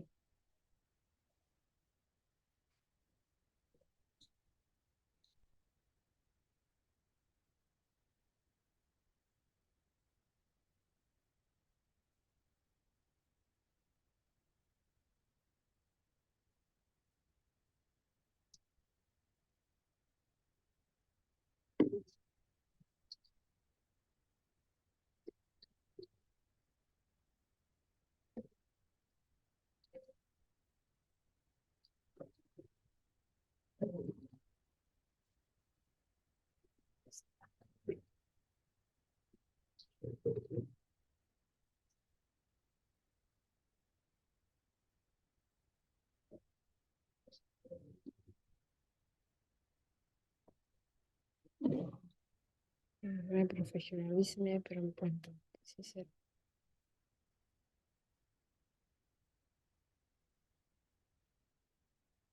Oke, kini mungkin bisa Bu kali ya memaknai profesionalisme perempuan pesisir pasar Papalele dalam melek teknologi dan adopsi pasar digital. Nah, kalau ibunya mau pakai kualitatif. Nah, memaknai Oh, profesionalisme perempuan pesisir Papalele dalam melek teknologi dan adopsi pasar digital. Misalnya seperti itu, ya. iya, Atau bisa juga studi fenomenologi, ya. iya, Studi iya. fenomen. Dia pakai budaya apa enggak? Ya, ke ini kearifan Oh, lokal, Pak. berarti kalau itu ada etnografi, pakai etnografi aja berarti etnografi. Oh, Studi etnografi ya kalau budaya berarti lebih bagus. Nanti bisa dikonsepkan lagi, misalnya studi iya. etnografi memaknai profesionalisme perempuan sisir Papalele. Benar. Papa Lele dalam melek teknologi, atau melek teknologi dia hapus nggak apa-apa sih. Dalam melek teknologi dan adopsi digital, ya kira-kira kayak gitu ya. Memaknai profesionalisme perempuan pesisir Papa Lele dalam melek teknologi atau adopsi pasar digitalnya, bentar, berbasiskan apa tadi namanya Bu, budaya ya, apa, kearifan lokal. Iya, kearifan lokal, Pak. Itu. Oh Atau iya. kalau mau pakai etnografi, kearifan lokalnya dihapus juga nggak apa-apa, karena kan etnografi itu sudah pasti pakai budaya, Oh, itu oh ya. iya. Tuh. Nah, berarti Iya. kalau kayak gini ada Iya. berapa itemnya? Ada satu, profesionalisme ya. Kemudian ada benar-benar ada profesionalisme perempuan Papa Lele, ini bisa satu satu item. Kemudian melek teknologi satu item ya. Kemudian Iya. adopsi pasar digital satu item. Berarti ada 3 kategori seperti Oh iya. itu. Ada 3 kategori, berarti kita harus buat 3 kategori pertanyaan. Profesional perempuan pesisir pasar lele, kemudian melek teknologi dan adopsi digital. Jadi dari 3 tujuan penelitian ini tadi nanti eh, ke dalam beberapa pertanyaan penelitian. Seperti itu ya, Bu ya. Siap, siap, Pak. Paham ya? Ya, ya, paham, Pak. Terima Oke. kasih banyak, Pak Raffles. Iya, itu saja ya. Ya. Saya kembalikan kepada Mas Gede. Baik, terima kasih Pak Raffles atas jawabannya. Semoga bisa diterima ya Bu Paskanova.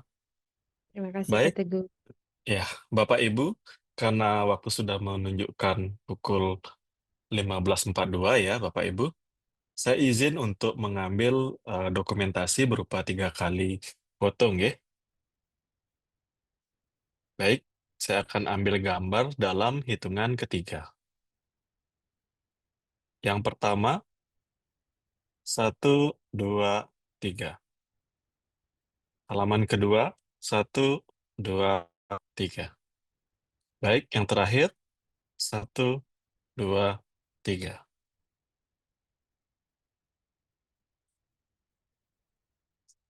Baik, Bapak Ibu, kita sudah sampai di penghujung acara.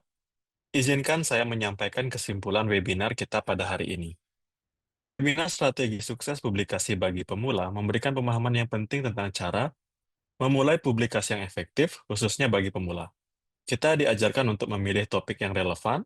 Selain itu, webinar ini menekankan pentingnya perencanaan yang matang dan penggunaan alat manajemen waktu untuk menjadwal publikasi, memastikan proses publikasi berjalan lancar dan terstruktur, dan juga faktor lainnya yang harus diperhatikan. Contohnya adalah biaya, berapa biaya yang harus dikeluarkan oleh masing-masing anggota tergantung dari jenis publikasinya, dan juga ada manajemen tim yang baik sehingga tidak terjadi problem di kemudian hari.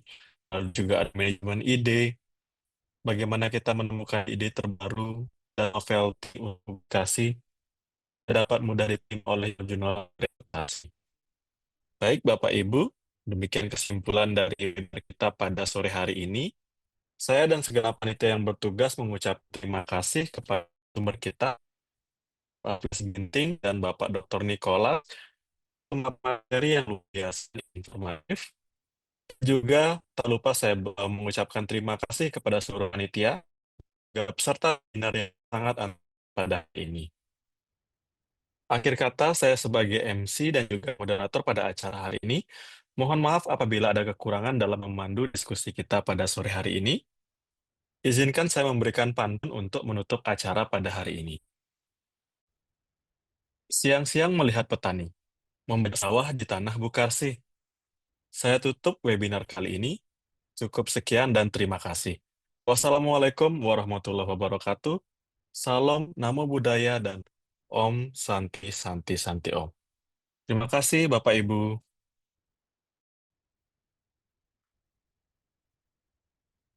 Terima kasih Pak Raffles. Terima kasih Dok.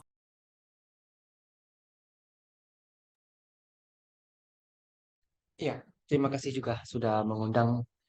Semoga materinya bermanfaat ya. Amin. Makasih Pak.